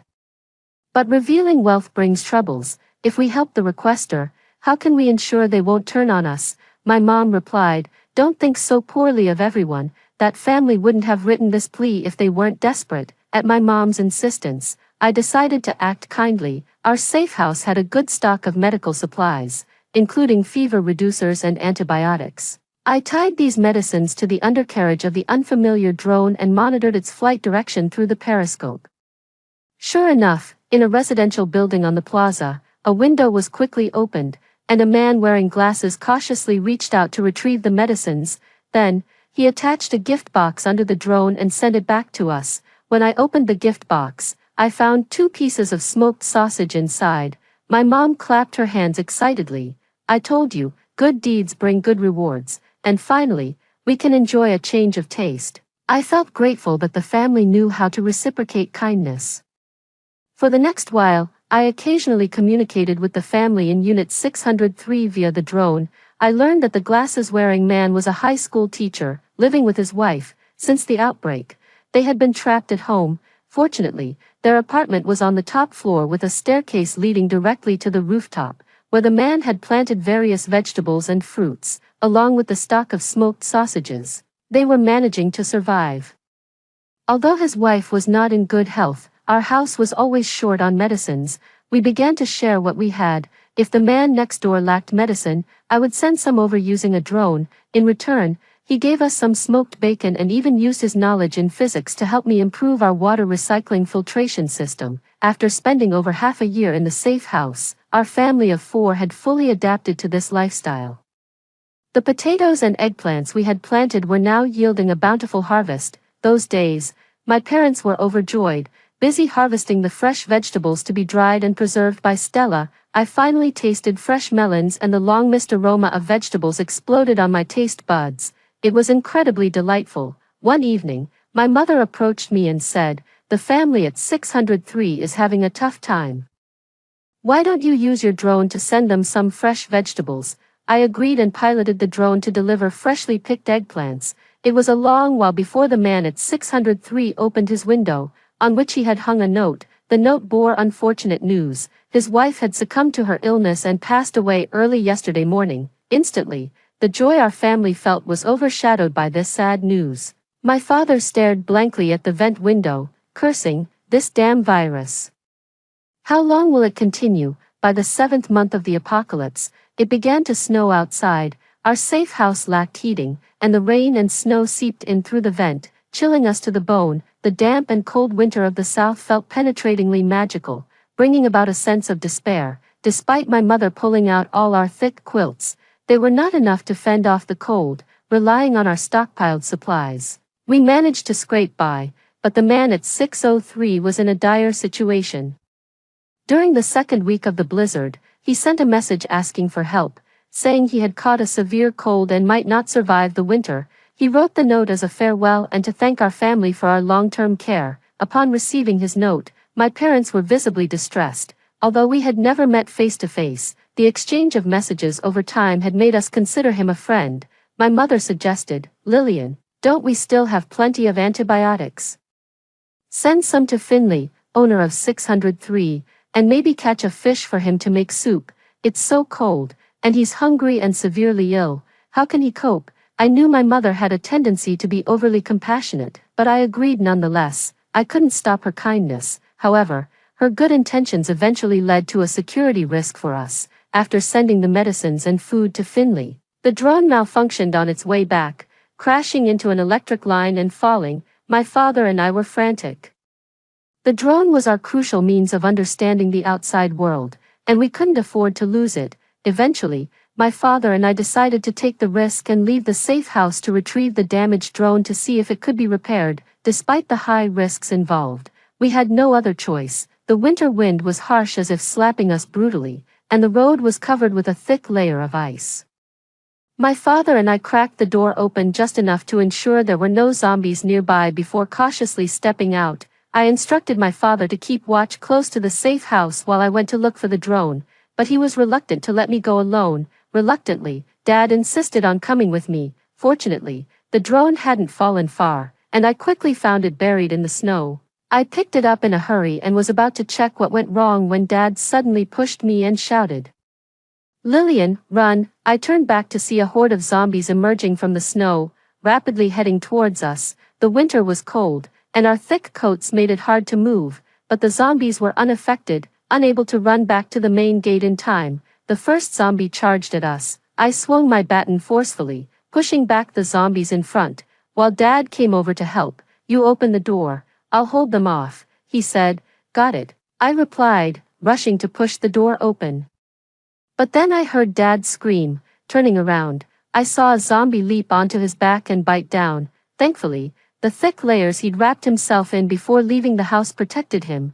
The bite only tore through the outer jacket without drawing blood. However, more zombies were closing in, about to surround us. "Dad," I yelled, about to rush to his aid when the door of the safe house swung open. Surprisingly, my usually timid mom charged out wielding a rolling pin, striking the zombie that had attacked Dad. "How dare you attack my husband? How dare you attack my son?" Her ferocity was like that of a bodyguard, quickly clearing the zombies around Dad. "Mom, why did you come out?" I was shocked by her bold actions. With the tide of undead not yet upon us, I quickly pulled them into the safe house. Stella, who had been hiding behind the door, promptly shut the iron door behind us. With a loud bang, the zombies were kept outside, through the iron door.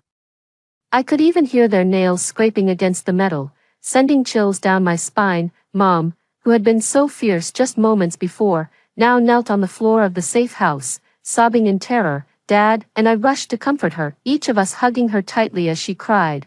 "What would we do if something happened to you too?" Seeing Mom cry her heart out brought tears to my eyes. Perhaps this is what family is all about. Once emotions stabilized, I insisted Dad take off his coat to check for any bite wounds. Fortunately, it was a close call with no injuries. His only wound was a scrape from a fall. Just to be safe, I gave him an antibiotic shot and urged him to rest and conserve energy in case he fell ill. After enduring that long winter, spring finally arrived, signaling a time of renewal. Thankfully, our family survived. With a year's experience in planting, my parents expanded their gardening efforts. Our safe house was now filled with greenery and various fruits and vegetables. the man from Unit 603 had also survived the winter and continued to exchange information with us via the drone. I kept using the drone to monitor the situation outside. A year had passed since the virus outbreak, and only a few households remained within several kilometers. Those who had survived this long had ample experience in survival. After discussing with my family, I decided to use the drone to establish contact with these few remaining households. Subsequently, we formed an alliance and even collaborated to set traps to eliminate the zombies that frequently roamed near our residential area. Zombies aren't bothered by the cold, but they dread the harsh sunlight, which accelerates the decay of their bodies and slows their movements considerably during the hottest days of summer. The households in our area would band together to scavenge for essential supplies. Although our family wasn't short on food, my father joined in these scavenging trips a few times to integrate with the larger community, taking advantage of the scorching summer days.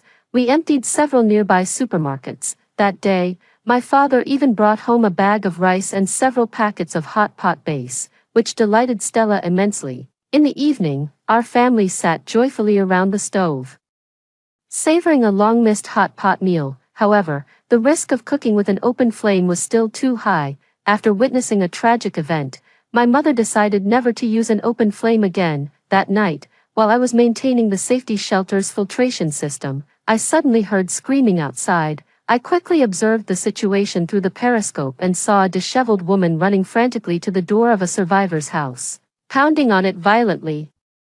Soon after, a large group of zombies followed and viciously attacked the building. Eventually, the disheveled woman and the family inside were all killed by the zombies. At first, I didn't understand what had happened until I spoke with a man from Unit 603, who explained the situation. The incident occurred while the family was eating hot pot. The smell of the hot oil drifted outside, attracting a refugee who was fleeing from place to place. It was this refugee who led the zombies to them.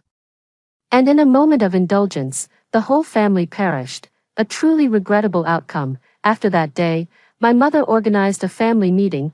We collected all items that could start a fire and established a rule that we would only light a fire once a week, specifically for making fish soup on Sundays. We had no objections. What did a slight drop in living standards matter compared to our lives? Our family lived cautiously, albeit humbly, yet in peace, each day.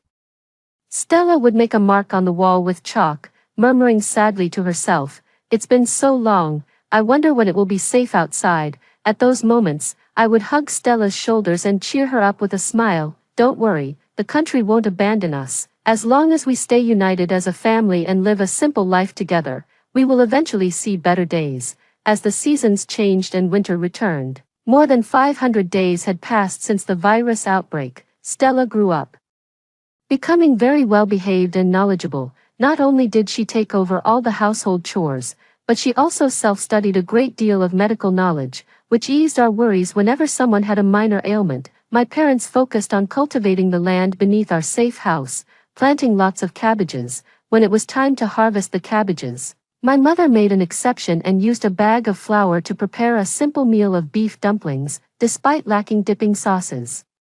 We enjoyed the meal immensely, compared to the blood-covered, wandering infected zombies in the cold and snowy outdoors. Our home felt like heaven. Although the threat of zombies still lingered, the smiles began to reappear on everyone's faces as they watched over their family. After the arrival of spring, our family recently celebrated a great joyous event. While Mom was cooking for everyone, she suddenly started vomiting out of nowhere. Stella and I were terrified, thinking Mom had fallen ill. Until Stella noticed Mom's slightly bulging belly and her expression turned peculiar. Dad chuckled and said, "Staying in the safe house all day gets boring. Since we're not doing much anyway, we thought we might as well have some fun and give you guys a little brother or sister." Stella and I were speechless. Well, I figured it out. The only real newcomer was the one in Mom's belly. I had to admire their nerve, considering the timing. Adding a new member to the family should have been a happy occasion, but it undoubtedly added to our burdens. Later, the man from apartment 603 learned about it and sent over 2 eggs as a celebratory gesture. We were all happy to receive the eggs, but amidst the joy, I felt particularly puzzled. I quickly sent a message via drone, asking him where he got the eggs from. It had been nearly 2 years since the apocalypse began. It was impossible for anyone to keep poultry And eggs weren't easy to preserve or have lasted from before the apocalypse. He told me that recently, several helicopters had appeared over the city, living high up. He was among the first to spot them and excitedly ran to the rooftop to call for help. The people in the helicopter then dropped some supplies, including the eggs. This news filled us with overwhelming joy. After waiting for 2 years, the National Rescue Team had finally arrived, indeed, 3 days after receiving the eggs. Many drones appeared in the sky above the city, randomly dropping supplies. I was at home picking tomatoes when I suddenly heard the sound of propellers and hurriedly used a periscope to look outside. The sight was incredibly thrilling. Besides the drones dropping supplies, I saw several military helicopters sweeping across the sky, and I could even hear them exchanging fire with zombies. Soon, a long-missed broadcast echoed through the city skies. Dear citizens, please stay indoors and do not venture out. Our troops are currently eliminating the zombies, and it is very unsafe outside. Additionally, every day at 6 in the evening, we will concentrate on dropping supplies. After you hear the gunfire stop, please proceed immediately to the drop sites to collect supplies. Please do not rush and try to maintain order at the scene. The broadcast continued to circle over the city, followed by a stirring national anthem that was deafening and moved Stella and me to tears. Given past experiences, Mom was still cautious, holding Stella and me back, saying, "Don't go out yet, it might be those rogue groups causing trouble again." Dad also added, "Yes, we have enough supplies for now, let's stay in the safe house for a while longer and see how things unfold outside." Both Mom and Dad are conservative by nature, which my sister and I understand. However, the gunfire and armed helicopters outside were real, indicating that our nation had not abandoned us. The rescue teams had crossed several cities to reach us. 2 days later, using the periscope again, I spotted some soldiers in camouflage. They conducted a large-scale clearing of zombies near residential areas and left behind some supplies and medicine, shouting through a megaphone, "Citizens, the zombies nearby have been cleared out, and it is now safe within a 2-kilometer radius. You can come out for some fresh air, but please don't wander off too far. There are still more zombies in the city center, and we will launch a full-scale attack on them tomorrow." After the soldiers left, Stella eagerly grabbed her mother's hand, exclaiming excitedly, "Mom, did you hear that? The zombies near our residence have been eliminated. We'll soon be able to leave the safe house, and the city will calm down before we know it." Her mother nodded, wiping away tears of joy. "Yes. The disaster is finally coming to an end. Soon, our family can live without fear." That evening, her father pulled out a pack of hot pot spices, and they lit a fire once more. The family gathered together, celebrating the joy of surviving the ordeal in lively spirits. The day after the soldiers departed, more intense gunfire could be heard from the city center. In the afternoon, a distinguished guest arrived at their home. It was the man from apartment 603. He brought with him a load of fresh groceries and rushed to the door of the safe house, knocking excitedly. "No need to hide anymore. It's safe now.